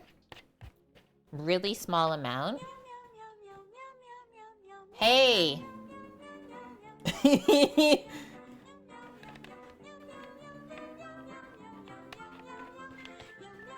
I love you, Annie, seriously. You take care of me every week. And did you see I only spent $40 on groceries this week? I was actually really proud of myself. So like the goal that I set is accurate. So thank you very much for that. Okay, let's give this one more try. That's insane, Wilson. I mean, we've had some pretty nuts streams too. Where like you have to turn off the alert sound, otherwise you can't even talk. If you go to a Casey Royals baseball game, you can get a pulled pork and Reese's peanut butter cup. Like with the peanut butter and the chocolate. Mmm.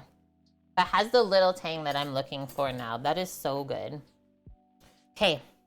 We don't really have to put that in the fridge because I think we'll be getting into peeling the potatoes right now. Put that on the side. Let's put away everything else first.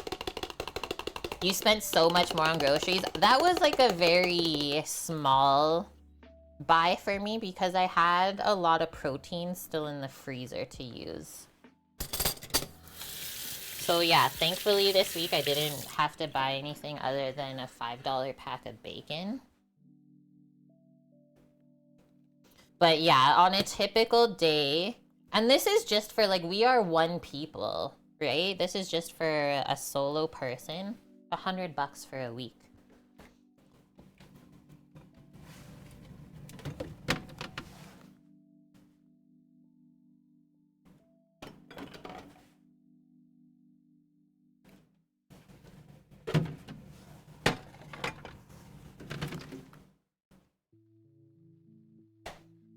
Yeah, the fresh fruits and veggies. I will say that is some of the price per pound here for our produce is more expensive than if you were to buy meat.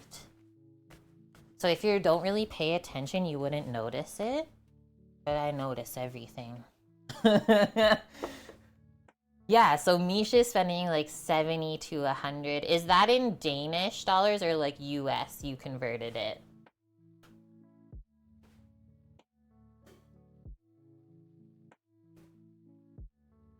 So it's expensive in the Netherlands too then. Because it seems like it's just certain areas around the world.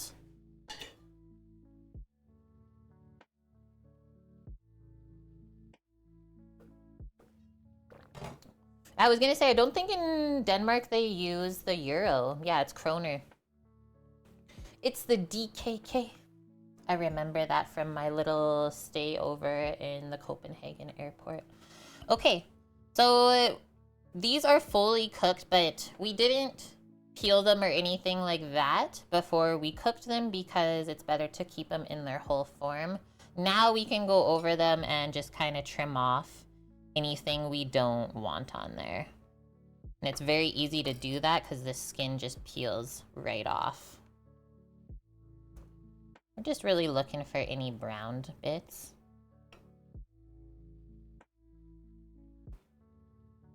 That one looks good. Guess what you ordered? What? What did you order? You always get me so excited.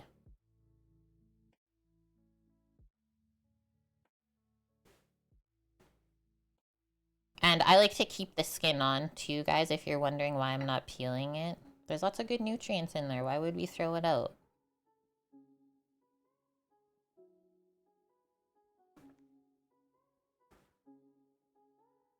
Calibo Ruby Calais? The pink chocolate he got, chat. For those of you who don't know, Calibo is a brand of chocolate. Ruby is the color, and Calais is the style that it is formed into for baking.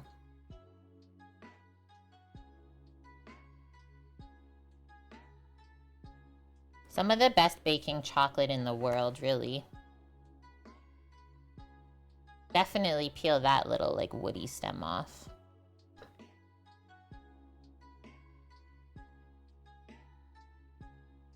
Yeah, it's gonna be shipped. Hey, if that's the only way you can get it.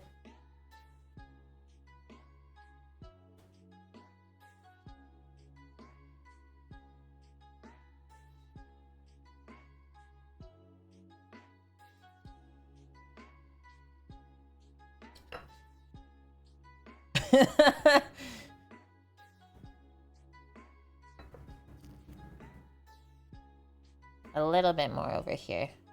Probably just poke that in. Pick it out. These are pretty warm for me to hold on to as well, if it looks funny as I'm doing it. It's a hot potato.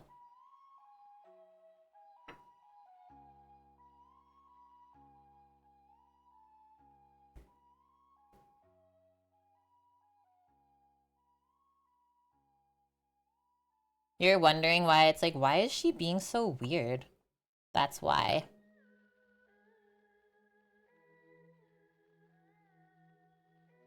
And if you know, like anything starchy like this or sugary will really hold the heat inside. Same with fat. Stays hot for a long time.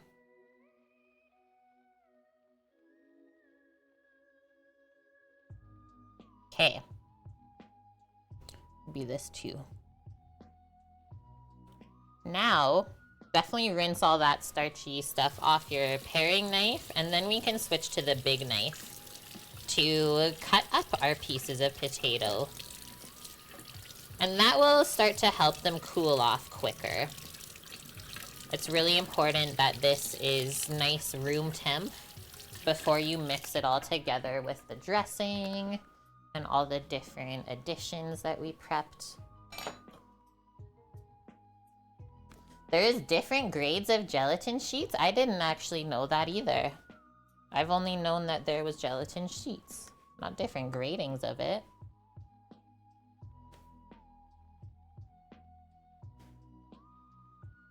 Ruby chocolate's on your bucket list of foods you'd like to try.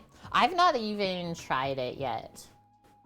Although there was a little cafe at the farmer's market that had something with ruby chocolate on it. This like fancy Asian cafe made these like cube croissants that were covered in chocolate. It's like, what is this monstrosity? Yeah, ruby chocolate is quite a recent thing.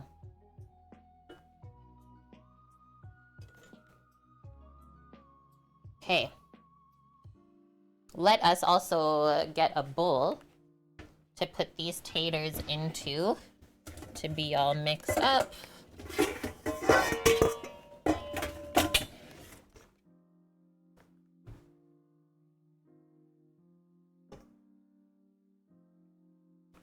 Some of them are purple. Whoa. Do we know how the chocolate is colored? Okay. Prematurely stop the fermentation and drying stage to get it red. Wild. I thought they literally just added food color. Okay, so now we are going to cut. I think thirds will be nice.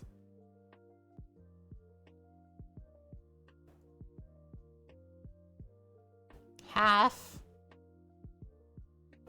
And then just bite-sized potato pieces into the bowl.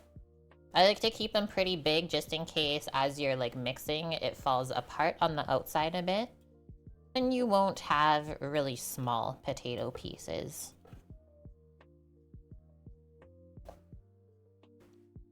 And yes, when you do this, it kind of sticks to your knife from the starches. But that's also gonna really absorb all the dressing and hold the salad together, so don't worry about that. Just imagine if this was like a russet potato, it would be way more starchy than this. These are Yukon Golds. The skin is thinner on these, and I just like the flavor of the potato of the Yukon Gold better. It's a bit more sweeter than starchy.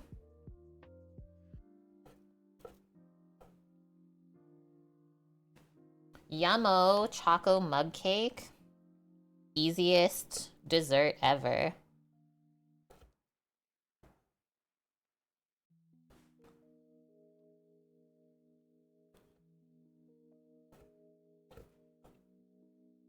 You can actually make such a good lava cake in the microwave.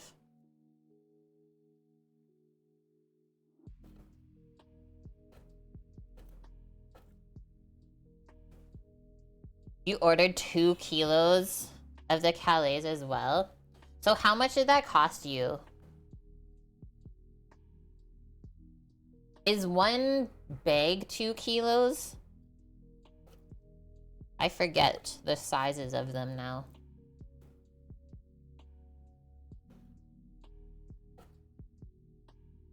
And they have bigger ones, yeah.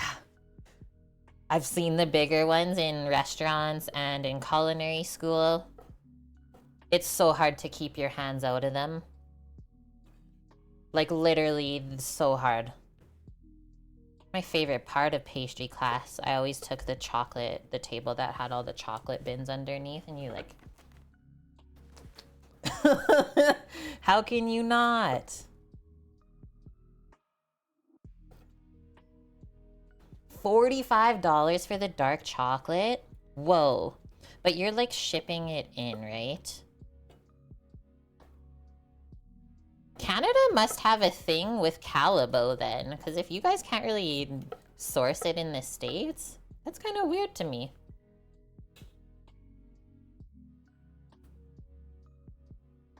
Look at the starches.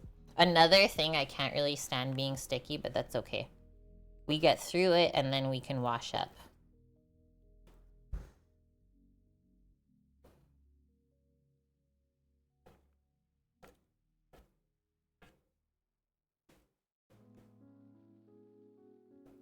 You can source it at almost every store, Mish. The only place I can buy Calibo here that I know of is the business Costco, not even the regular Costco. But the business Costco is more catered to restaurants and stuff. Okay, wash up. Yes, yeah, a lot of those things, like same with how Mish, you shared that like the Canadian sugar bush had another failed season. I stocked up already on 2 liters of maple syrup. Because the price already went up $3 from the previous week. Like, what the heck is going on here?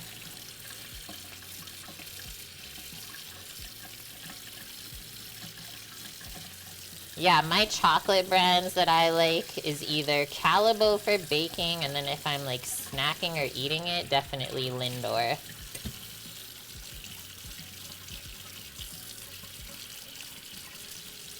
Okay, guys, I think we're gonna switch it up a bit. Since we're almost at the mixing stage of the potato salad, but we gotta still cook the meat. So let's get that pork searing. And then into the oven, and then in those 15-20 minutes, it'll probably take close to 30 minutes total, because we gotta rest the pork too.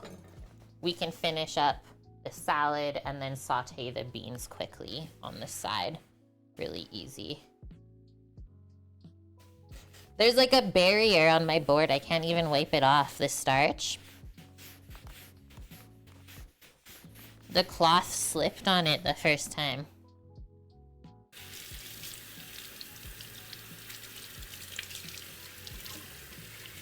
Whole Foods carries it. Thank you for sharing that. Yeah, I've always wondered.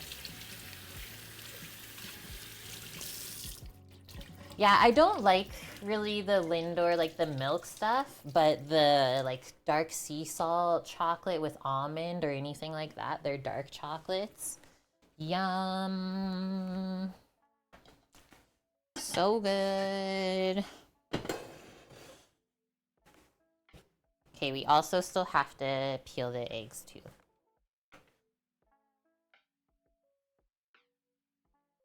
Struggling to find organic cake flour though. Maybe they don't even make it. I wonder. You've never seen it, Mish? I don't think I have a pack in my flour bin anymore. I think I had to get rid of it. It's like my mom gave it to me because she wasn't using it, and then I never used it. Okay, we got a cast iron pan here. Let's also do this. 400 degrees Fahrenheit on the oven. And let's go medium-high heat. Closer to medium than high. And this is the pan where we're gonna sear this monstrosity. Is this even gonna fit? I think we need the other pan. Get the big old brazier. Because that's a big old piece of pork. Okay. Quick upgrade. It's fine. And then we have our hot honey for spreading on there. Yeah, so sticky. So good. I got my tongs here for the pork. I think we're good to go. Okay, while we're waiting for that to heat up, also let's add just a little bit of pork lard into there. Or oil if you want. Whatever you have around.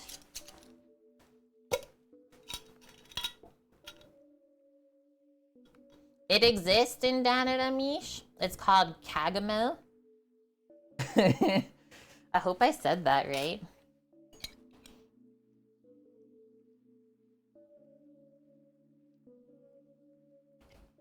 Imagine how good this would be, like, on the grill. The bacon-wrapped pork. Yum. We'll have to try that in the summer. Good one. Yeah, Amazon's a great resource for ordering ingredients you can't find locally, like duck fat. I have ordered a few different spices and stuff before off Amazon that we couldn't find. What else? A special sugar to make the Belgian waffles. Yeah, all those little ingredients that you can't find in a regular store.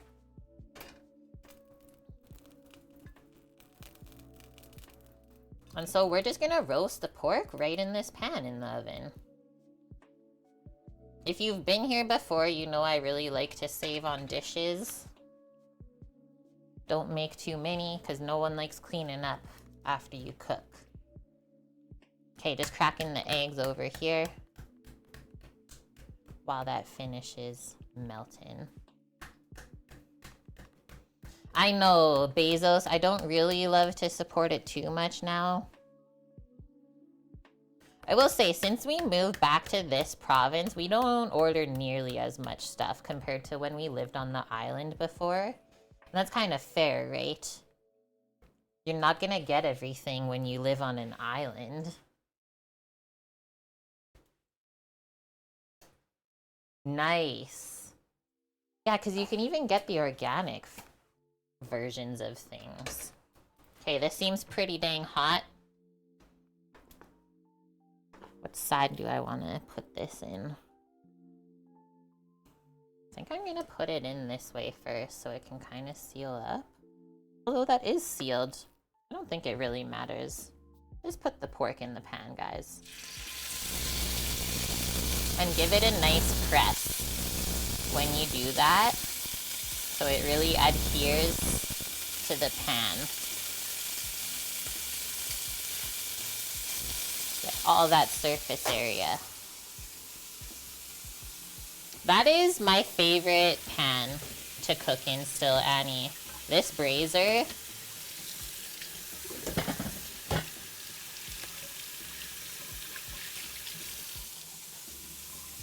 It does not like the sizzle. Weird, because I don't even have the fan on or anything. Here, I'll just turn down my audio a little bit for that. That might have been it. Sometimes I feel like it hits the noise gate. Your mom makes chicken like that? She'll cut it into thinner tender, season it, wrap it in bacon. That sounds wildly delicious. Okay, how is it now when I come over?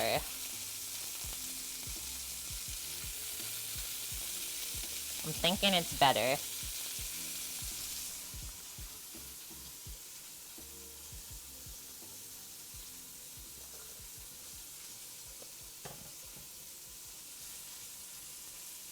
Oh, that's a good point. Yeah, always read the reviews on Amazon, which is definitely something I do, because you can make the mistake of buying something absolutely garbage. Make sure the company's reputable. Good one.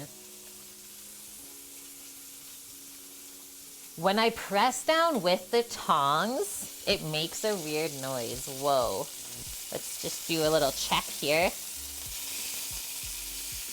What I've learned over the years is if the whatever you're trying to flip over is still stuck to the pan or the grill, etc., it's not ready to flip. That's all there is to it.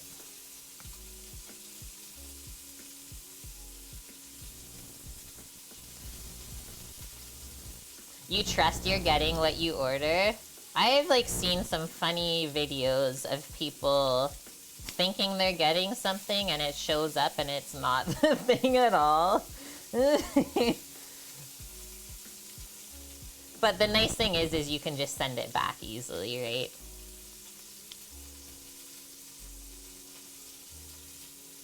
I just hate that all those resources were used in that process, though. Okay, I peeled one egg. Let's see this now. You don't want to burn the bacon. Nice. Also, it's a maple bacon, so it might crisp up quicker. Look at that. I'm gonna flip it fully over first before we do the other side. Tuck that piece under so it sears.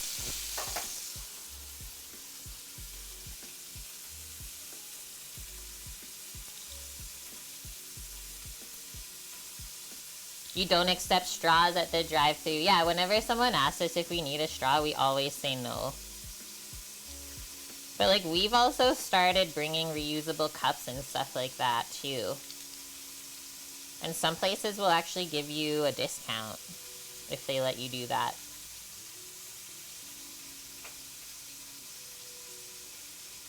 Yeah, we have a lot of paper straws here now too, Mish. And people are saying that, like, the glue that they use to make the paper straws is not good.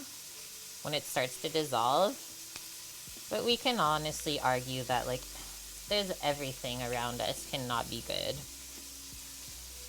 So at the end of the day, we should just really live our life the way that makes us the happiest. It's always good to take in information, but make sure you still keep that filter up.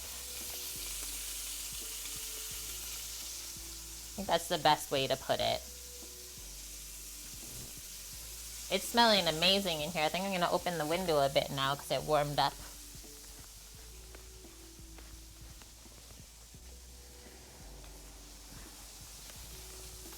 Also, it's a bit smoky, so I might put the fan on.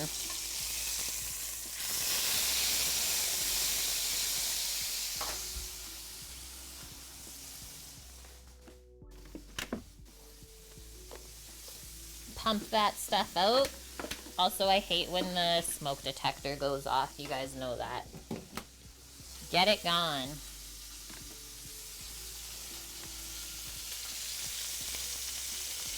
I'm not too worried about the edges not being fully brown because those should crisp up. They're nice and small. They'll crisp up in the oven. Thank you. Do you want me to beat them up? I appreciate that compliment. Yes, yeah, let's just go back to all having a crazy straw that we take everywhere with us. I loved those, Annie. Okay, next side. The last side before it goes in the oven to finish.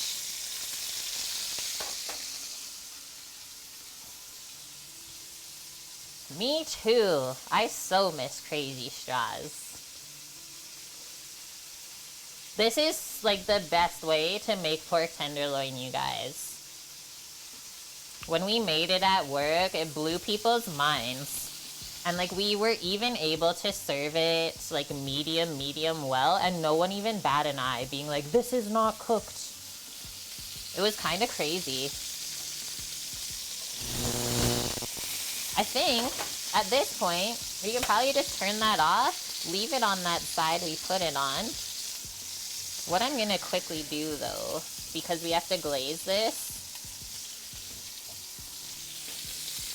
do this so the pan doesn't continue getting crazy hot.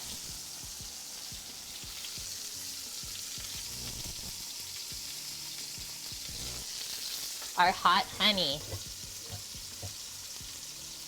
So they say to do a swipe now. And I'm really like gonna coat the top. And then we can always do a swipe after it comes out.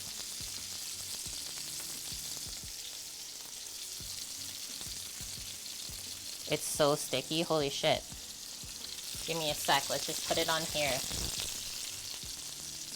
The residual heat from the burner will soften it. There.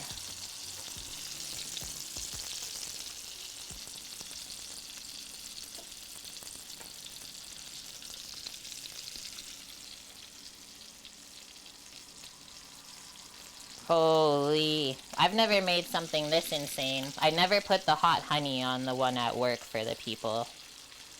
This is like out of this world. Okay, that's good. It's intermittent. It was barely even splattering anymore. I find that very odd, because like, of all the times we cooked over these last over 6 years, it seems like this apartment has all the issues.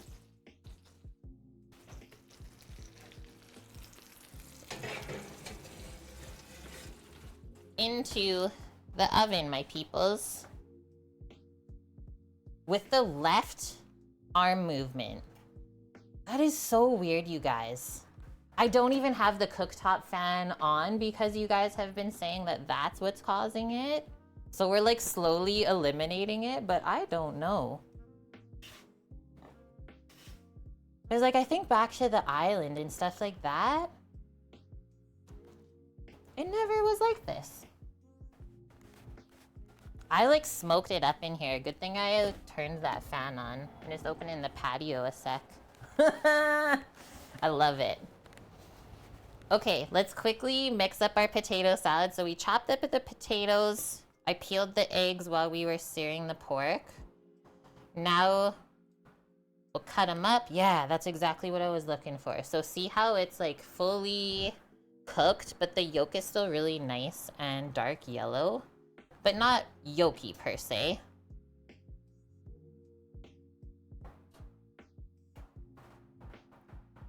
Chinese frozen sausages. Okay, so I've tried those once in my life, and I'm not a liver person, and most of those Chinese sausages have a lot of awful meats in them. Not like AWFUL, awful as in OFFAL. But yeah, I don't like that flavor at all, so unfortunately that threw me off.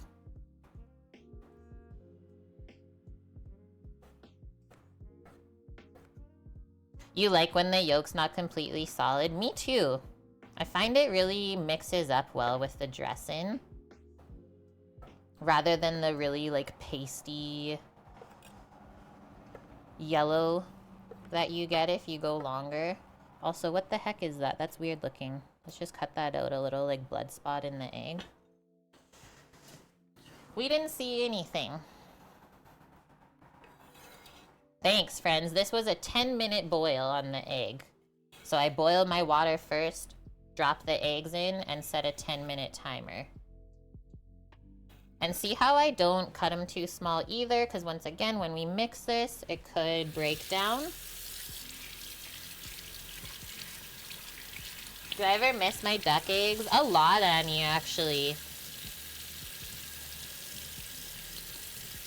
There's actually a lot of just island life in general that I miss. It's like very easy to live a good life there, I felt. Kind of everyone did that. The slower pace of life, I think, helps a lot. Okay. I almost forgot to set a timer. I'm putting 10 minutes on the clock for the pork. That would have been a tragedy. Your egg guy started selling again? Yeah, the fishing, the hunting, the foraging. So many fun things to do with food. Celery, green onion, pickle.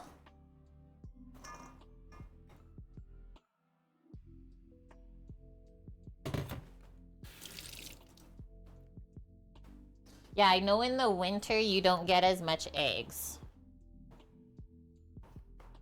from the layers. I'm not gonna pour all of this dressing right off the bat. I usually go like 3/4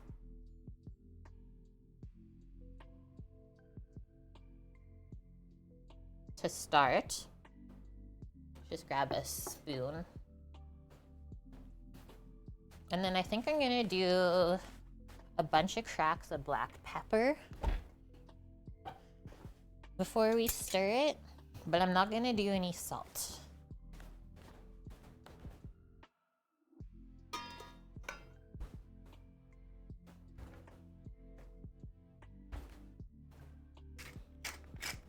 And that's really it.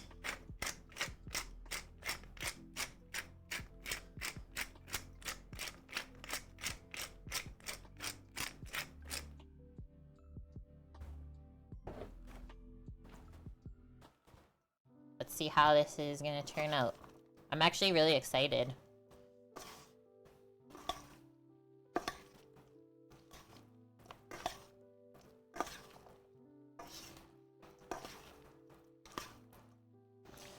I think how I learned to make a yummy potato salad was from my mom. Because we'd always have potlucks with both sides of our family growing up for all the different holidays. And sometimes they would ask my mom to bring potato salad. She makes a really good one. And so just watching her, right, and tasting it over the years, you get an idea in your head of how it should be. We could go more dressing if you want. That's really up to you how much dressing you want to add to it. If you want it like more kind of, I would call it soggy if you add more and more dressing, or if you want it more dry. I'm gonna taste this before I add anything else, just to see what we're working with.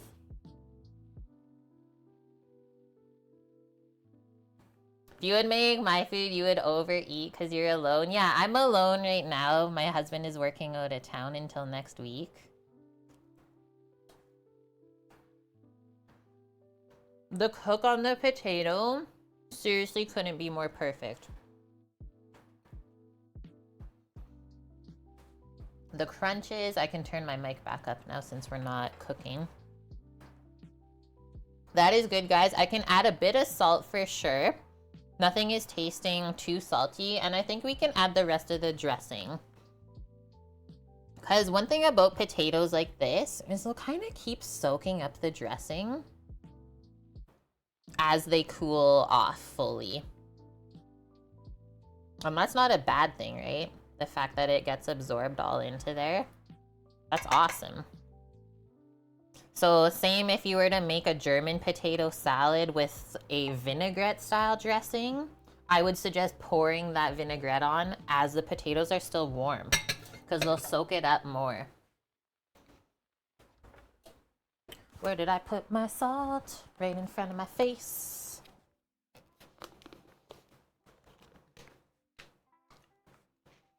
Yeah, there is a reason why I always link the recipes that I make and show everything from scratch on here, to honestly show that this is possible for anyone. It's exactly why I started this stream.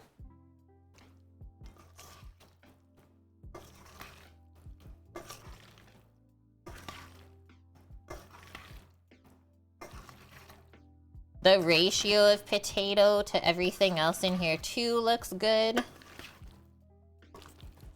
That one is really personal preference too.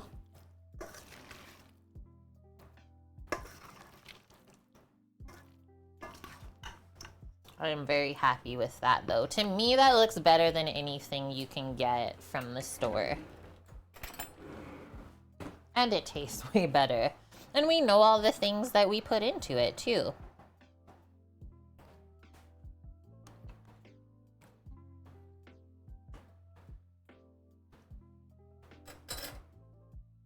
I don't often get excited about potato salad, but this is so good. Creamy. You get the tang from the pickle, the crunch from the celery, the egg kind of just melts in your mouth. The little bit of onion flavor from the green onion. I'm so happy. So let's pop that in the fridge while we're waiting, and then we'll go over to the stovetop to cook our beans. I think I have room in the fridge for this. Get our herbs out for the beans. Success. The herbs that I almost spilled all of them. A crisis averted.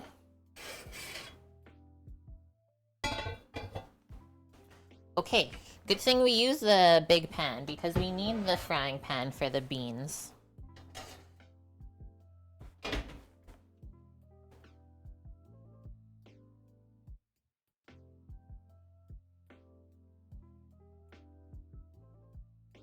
And we have 3 minutes on the clock until I check on the pork. So up to you if you want to use oil or butter for the beans. I'm going to use that leftover olive oil from yesterday's stream from the papadums that we just fried them in. A little piece of papadum in there. Let me just scoop it out. You guys and my quotes today.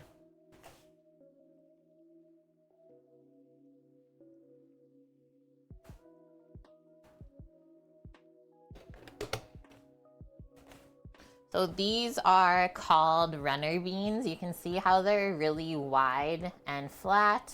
They're also known as flat beans.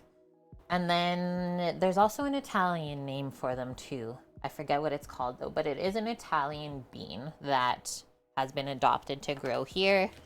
We got our minced garlic and then some chopped parsley and basil fresh. And then we will also need salt and pepper for this. I can smell the honey baking in the oven. It's getting really floral.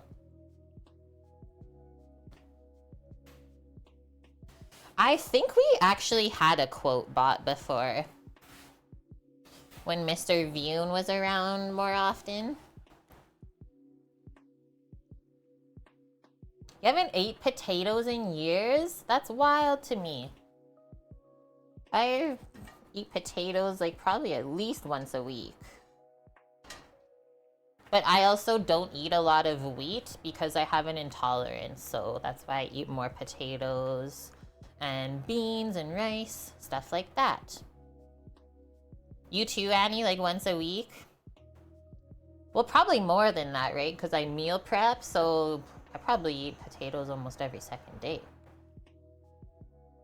Vune is good. I mean, the last time he was in here, he said he was really good. They took over, what, his father-in-law's practice of, I believe it was psychotherapy. They're doing really good. I need to message him and see what's what. It's been too long.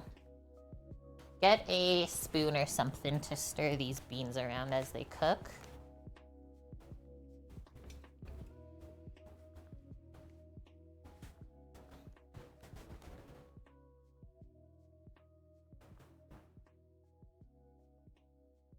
You have to limit your tater intake due to your pancreas being bad. That's interesting. I've never heard of that before. Just like the starches build up too much. Yeah, we remember our people. The butter tarts. Every time I talk about it even. Never mind just making the butter tarts. If I even just said butter tarts on stream, Vune would go make them every time. Good times, friends. Okay, let's do garlic a little bit by itself first. Actually, I don't want to start it because my timer is about to go off first. We're going to temp the pork.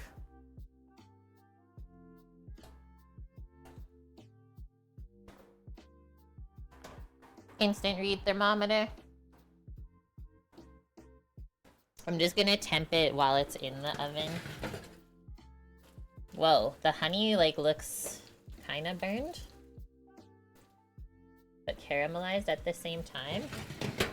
It's at 118 Fahrenheit in the center, so that is still rare.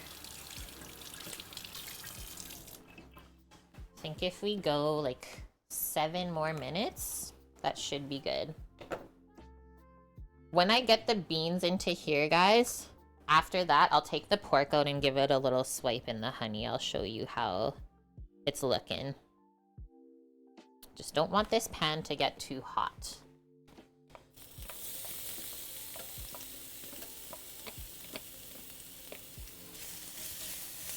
Just gonna like scoop it to where all the oil's sitting because my stovetop is really uneven. Just gonna fry that garlic in the oil a bit rather than it sitting on the dry pan. Do I prefer induction to gas? Not a chance. I think induction is probably my least favorite cooking. Add the beans now so that the garlic doesn't burn. That's really important. Actually, one of like my favorite stovetops that I've ever used is just like an electric glass flat stovetop. Gas is amazing to use because you can control the heat really quickly. See how this Chinese garlic literally just like burns? You can't even saute it anymore with anything. This is wild. I don't know, I've just noticed that recently. I'm gonna add a bit of water just so it doesn't actually burn and we can get some steam into there. That was not how I was gonna plan to cook them, but that's okay.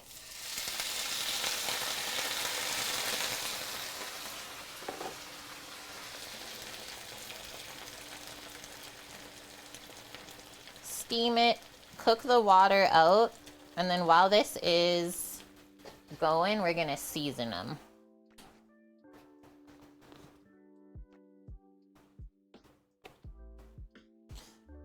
Thank you for the lurk, Grandma.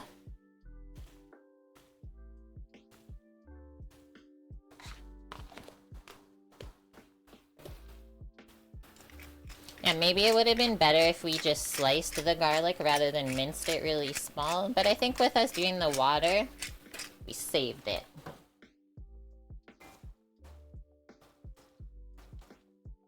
And then you'll notice as the beans go darker green in color, that's telling you that they are getting cooked through. These are quite forgiving as well compared to just like a regular little haricot vert green bean.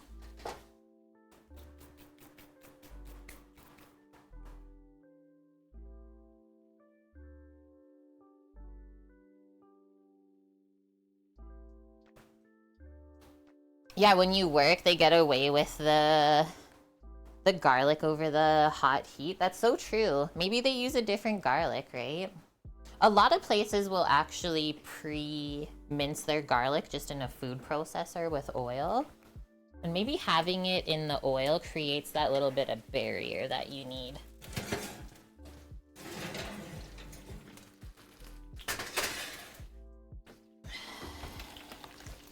I mean, I'm pretty sure the honey is burned, y'all.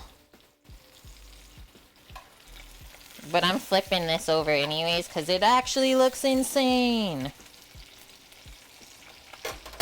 I'm gonna put a bit more on, actually,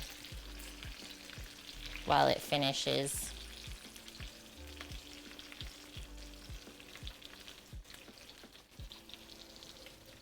Can you guys see that? You can't. Okay, I'll hold it in here.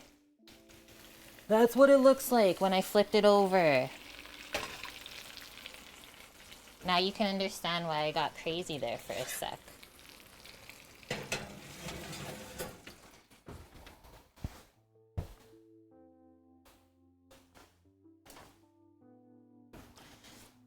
The pork's not burnt, but I think the honey is. Just where it was sitting on the pan.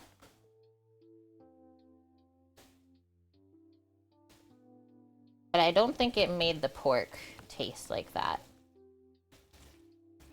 These look hilarious. Are they even cooking? They're like half cooked. Hello? Let me try one. They still have a good crunch. But I don't mind that. I'd rather have that than them being soggy.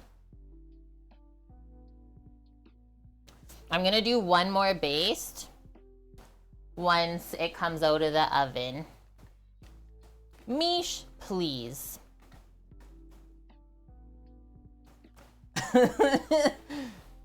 Okay, while we're waiting and we're near to plating, let's get our plate. And we'll also need a cutting board to put the pork on to rest and slice. Soggy bottom. Well, that's funny. I had a friend growing up who absolutely despised the word moist.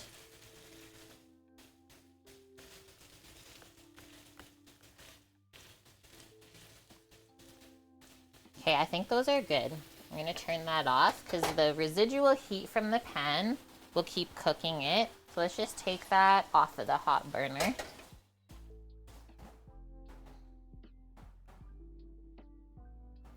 Moist. And then you gotta like whisper it creepy like that.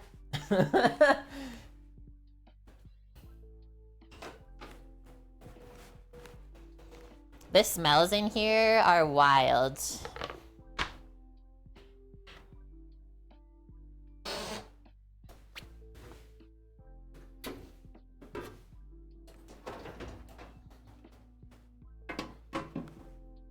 Soggy's way worse, really? Foist? Is that a real word, foist? Honey, bacon, and garlic. You seriously, you can't go wrong. Please enlighten me what foist means. I don't believe I've ever heard of that word. We got 15 seconds on the timer. I'll do one more temp on it. Here, we'll do it together. We'll do it together.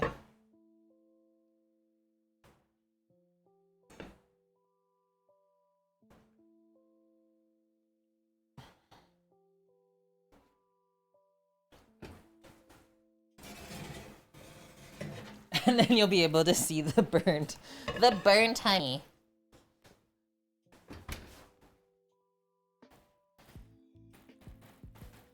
You know, it looks darker in the oven than it is. Around the outside, it's quite dark with the honey, but by the pork, it's not as bad as I thought.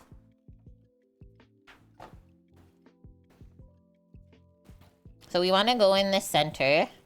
That's where it takes the longest to cook through. This is at a 138. 36. I usually like to go around 140, 145. So why don't we do this? Pop it back in the oven and just turn off the heat for a couple moments. It looks like a giant sausage. Don't be weird.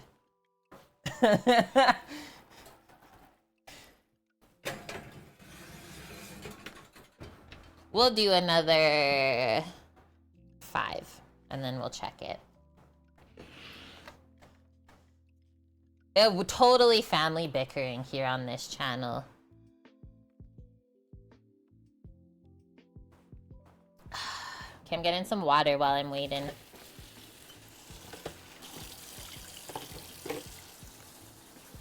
A soggy afternoon delight?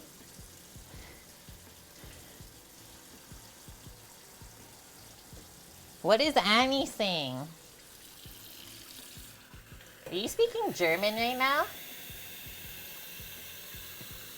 Annie went to the other dimension.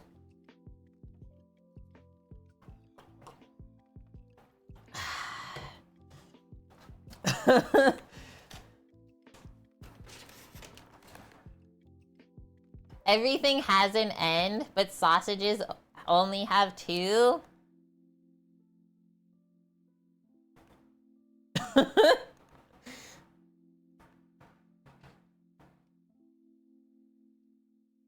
I'm just looking on Twitch who's streaming today.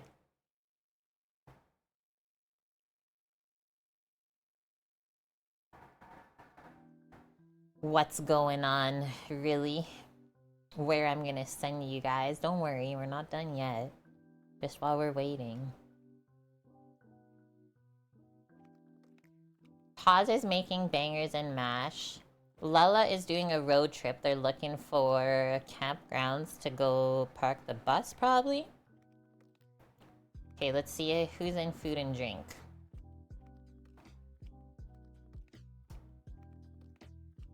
You have a sign in Iowa, Insignia. Or we can go to the ice cream shop. Oh, we got Chaotic Good Mage. Fantastical food he's making. Fun. I actually really love going to raid there. Good vibes.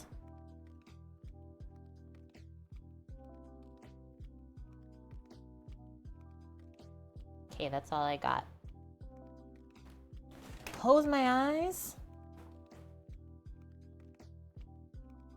What is she doing? Watch out, world.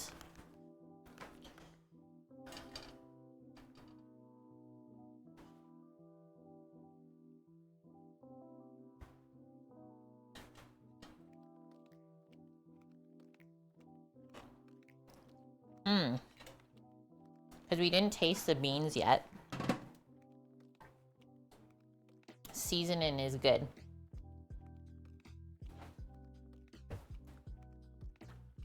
We might need the Maldon salt after we slice the pork, so let's get that. This is this. And the shape of this salt is that. It's like a pyramid. This box is quite old, so they're not really pyramids anymore because it kind of got stuck together when we moved. But it is a very nice flaky finishing salt.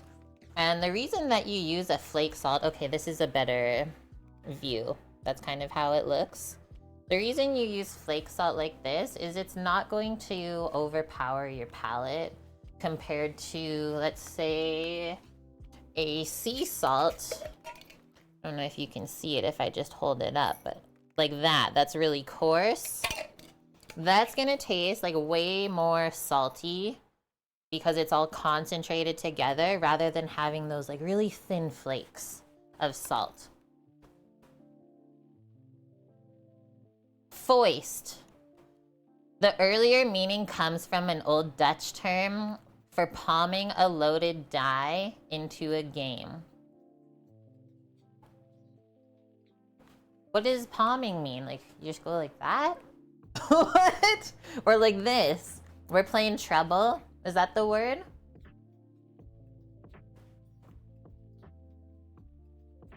And it's good for cleaning cast iron? Yes, that is true. Yeah, the coarse salt.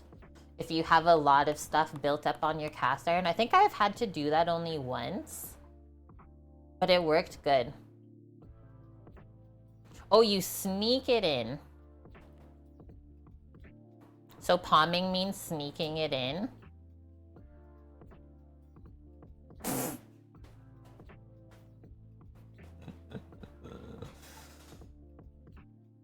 Timer's going off right now. That should be good. Let's go to the cutting board. Or yeah, you try to conceal it.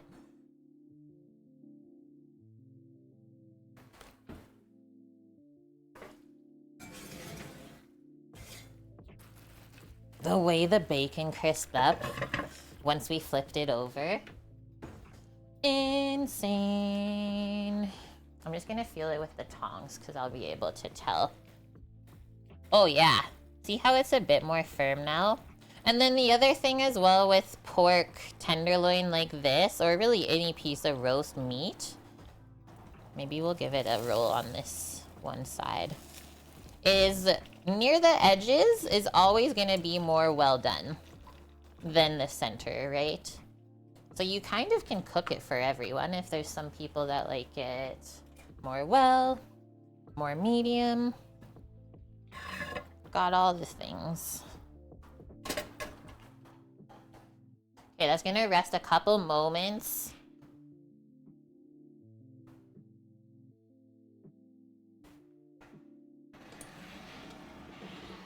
The couple chili flakes on there.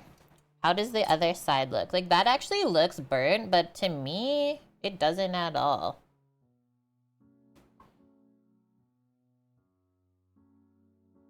If I hold it up, can you see it better? I think it's just the lighting in here today.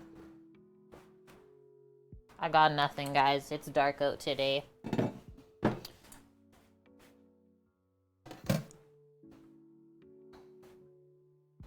Put water in the pan bonk. There's like a lot of fat in there that I didn't want to put water. So I was thinking I would like kind of just scoop it all out together. So I don't want to rinse all the bacon fat down the sink. Okay, let me grab our slicing knife, and then while this is resting, we'll plate up the beans and the potato salad.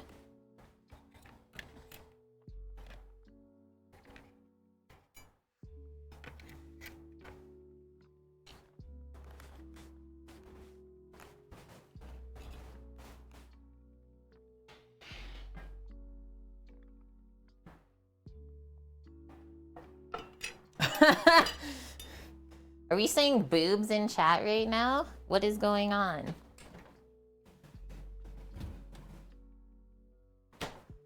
Oh, it's just Bob.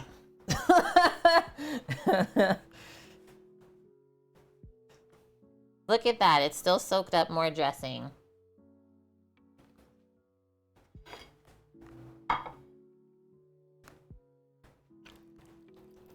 Give it one more stir.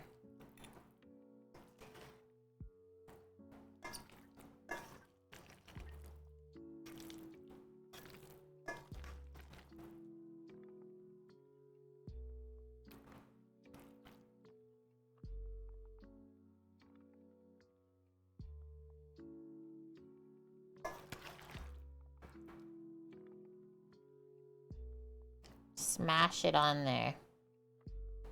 Nice.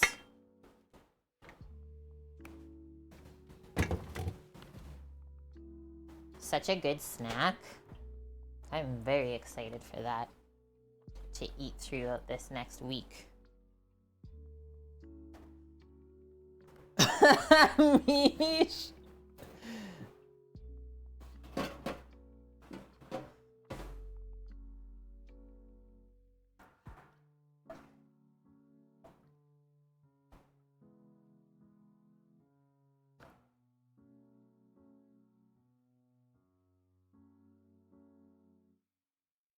My food is godlike? What?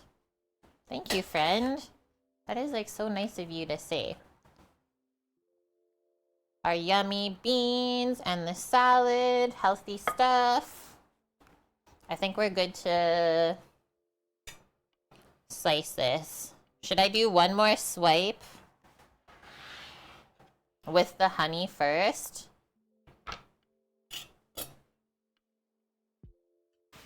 Because, like, we can. Ready?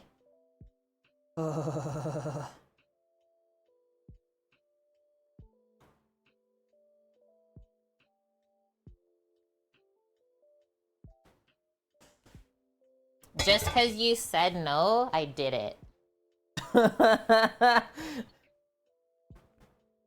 Okay. I have a carving fork here, but I always feel like this is like overkill. Like, what is going on here?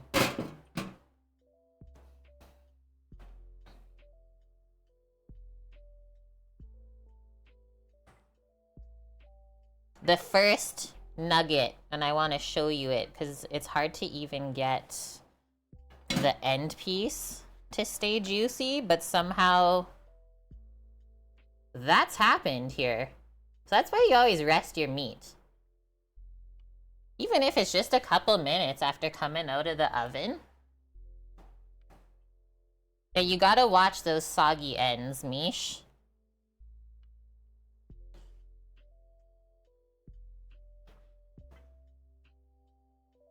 Holy heck.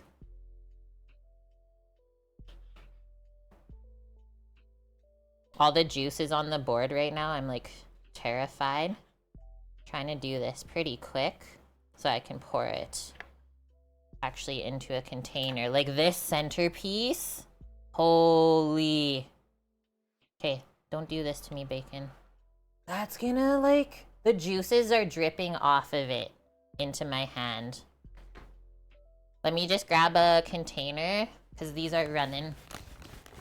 I don't want to pour them down the sink.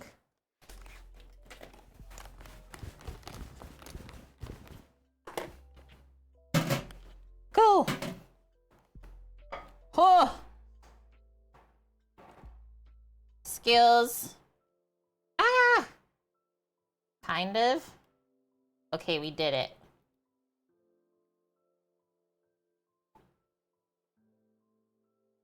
Like, literally pro.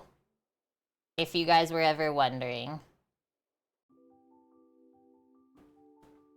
That was like a little bit of Kate being in the restaurant there for a sec. Go, go, go! Cause look at that. We need to save all that.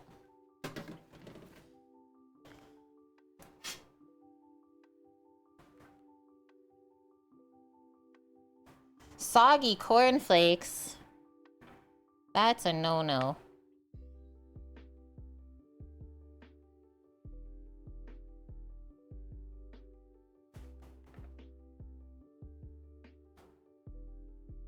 And then the way that we slice these, we call this medallion. Now I have to eat those. Mmm. Sweet and salty. And smoky. Just a little bit of spice.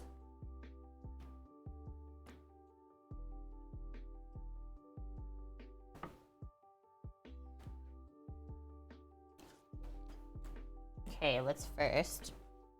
That was like such a near miss. 0 days without incidents on stream, unfortunately. I'm gonna push this in a little bit.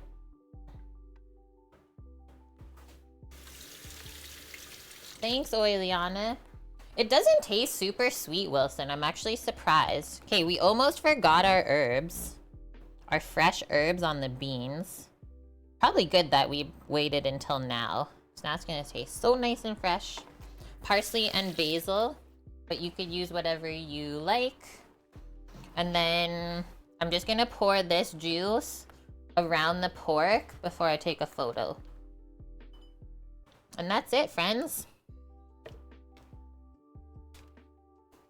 Do we want to mix dough together on stream? I know we've done it like 1,000 times. Or do you want me to just mix it off stream and then we'll bake it, like form it and bake it tomorrow together? With the encarshroom. You got it, Annie.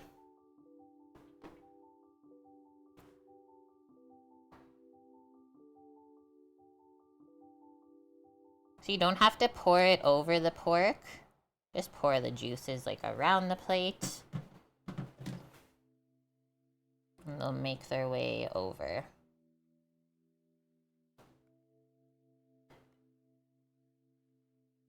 That looks nummy. That looks like a yummy summertime plate. That's kind of how I was thinking it would turn out.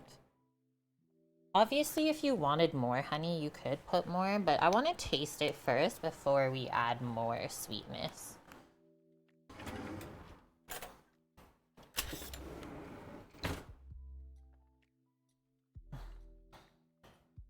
It's pork first all the way.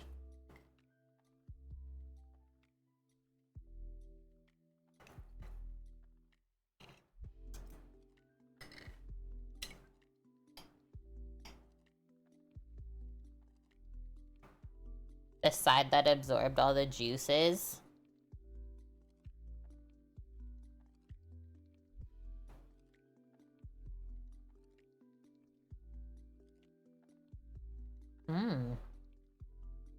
It's like perfectly porky, but you get the floral honey. A little bit of smoke from the bacon. Not overpowering by any means, though.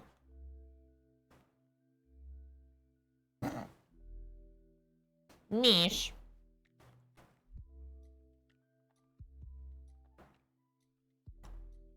What? Minions famous cream cheese corn? What is that? I'm gonna have my last bites with some bean.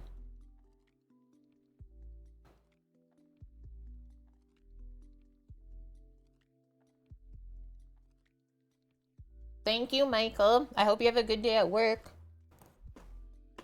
Crunchy, garlicky, herby beans. They're so juicy. If you guys ever see those beans and you're able to buy them, try them out. They're like so squeaky on my teeth. I love it. I should have rested the pork a bit longer, because now that we sliced it, it tastes a little bit dry in my mind. But I have definitely had drier pork in my life, so it's not bad. But just know, the longer you rest your roasted meats, honestly, the better they're gonna turn out.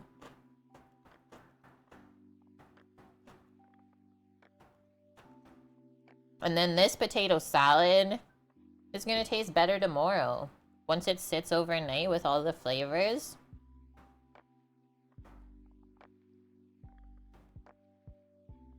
You'll never do the meat? Are you vegetarian? And there's nothing wrong with not eating meat.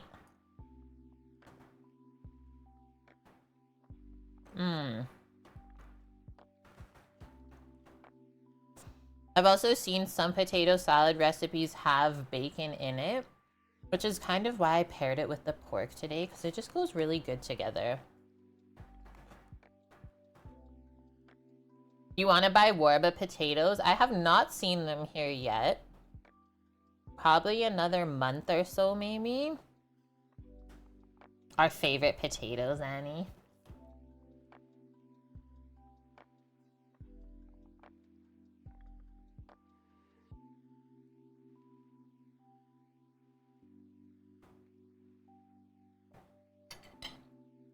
We did put a lot of honey on, but there is a bunch of honey that like burnt slash caramelized in the pan.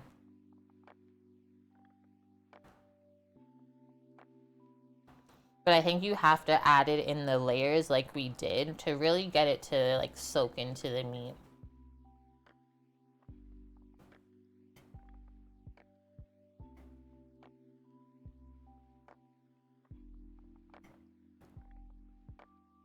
B-sized potatoes, like baby, I'm assuming. I have seen this recipe for the salt potatoes before. I've never made them though. They're in one of my cookbooks, I think.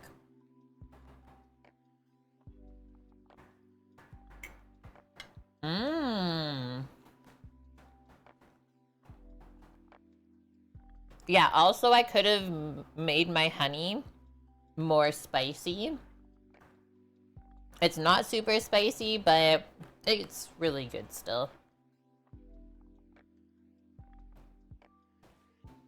Baby potatoes are really popular in Canada because the company, is it called the Little Potato Co?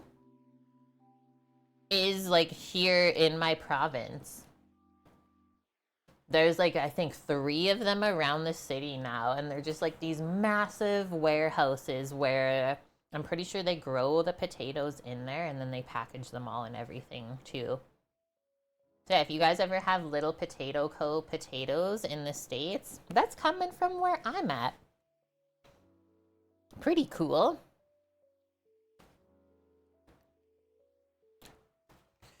Okay, friends.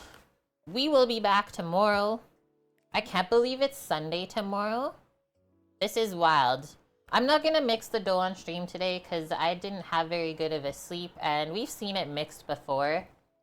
If you guys want to see how you mix up dough to make bread, feel free to pop onto my YouTube channel and just search it on my channel.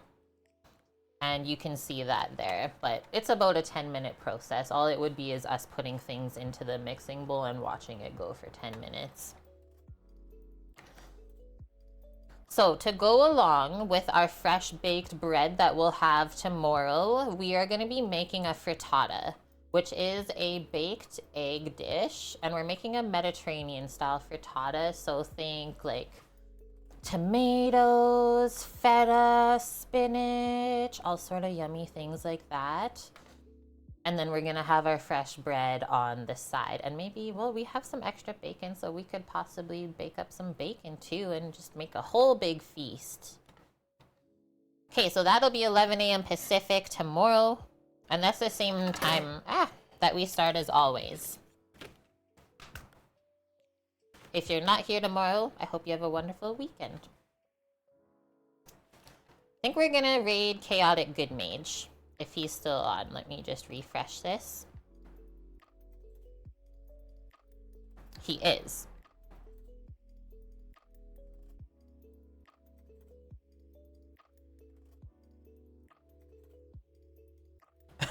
Bob, what are you trying to start right now?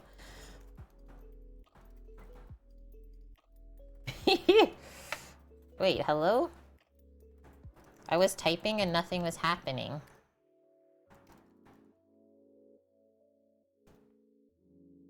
Dun, dun, dun, dun. Yeah, it's all Greek to me. Just say the Torino saying, what's going on? Okay, friends, let's go see Chaotic Good Mage. He is making fantastical food from the world of Final Fantasy. Let's go see what he's up to. Guys, Annie, thank you for everything today. Welcome in all of our new followers. Mish, thanks for the 45 months in a row. That's crazy. And if you guys want any of the recipes to make from today, they're all in Discord already. So go and check them out and let me know if you make them too, because I love to hear that sort of stuff. Other than that, take care, stay safe out there, and I hope to see you tomorrow. Love y'all. Bye! Wait, can someone pop the Discord link up real quick? Wait, I did it. Okay, bye!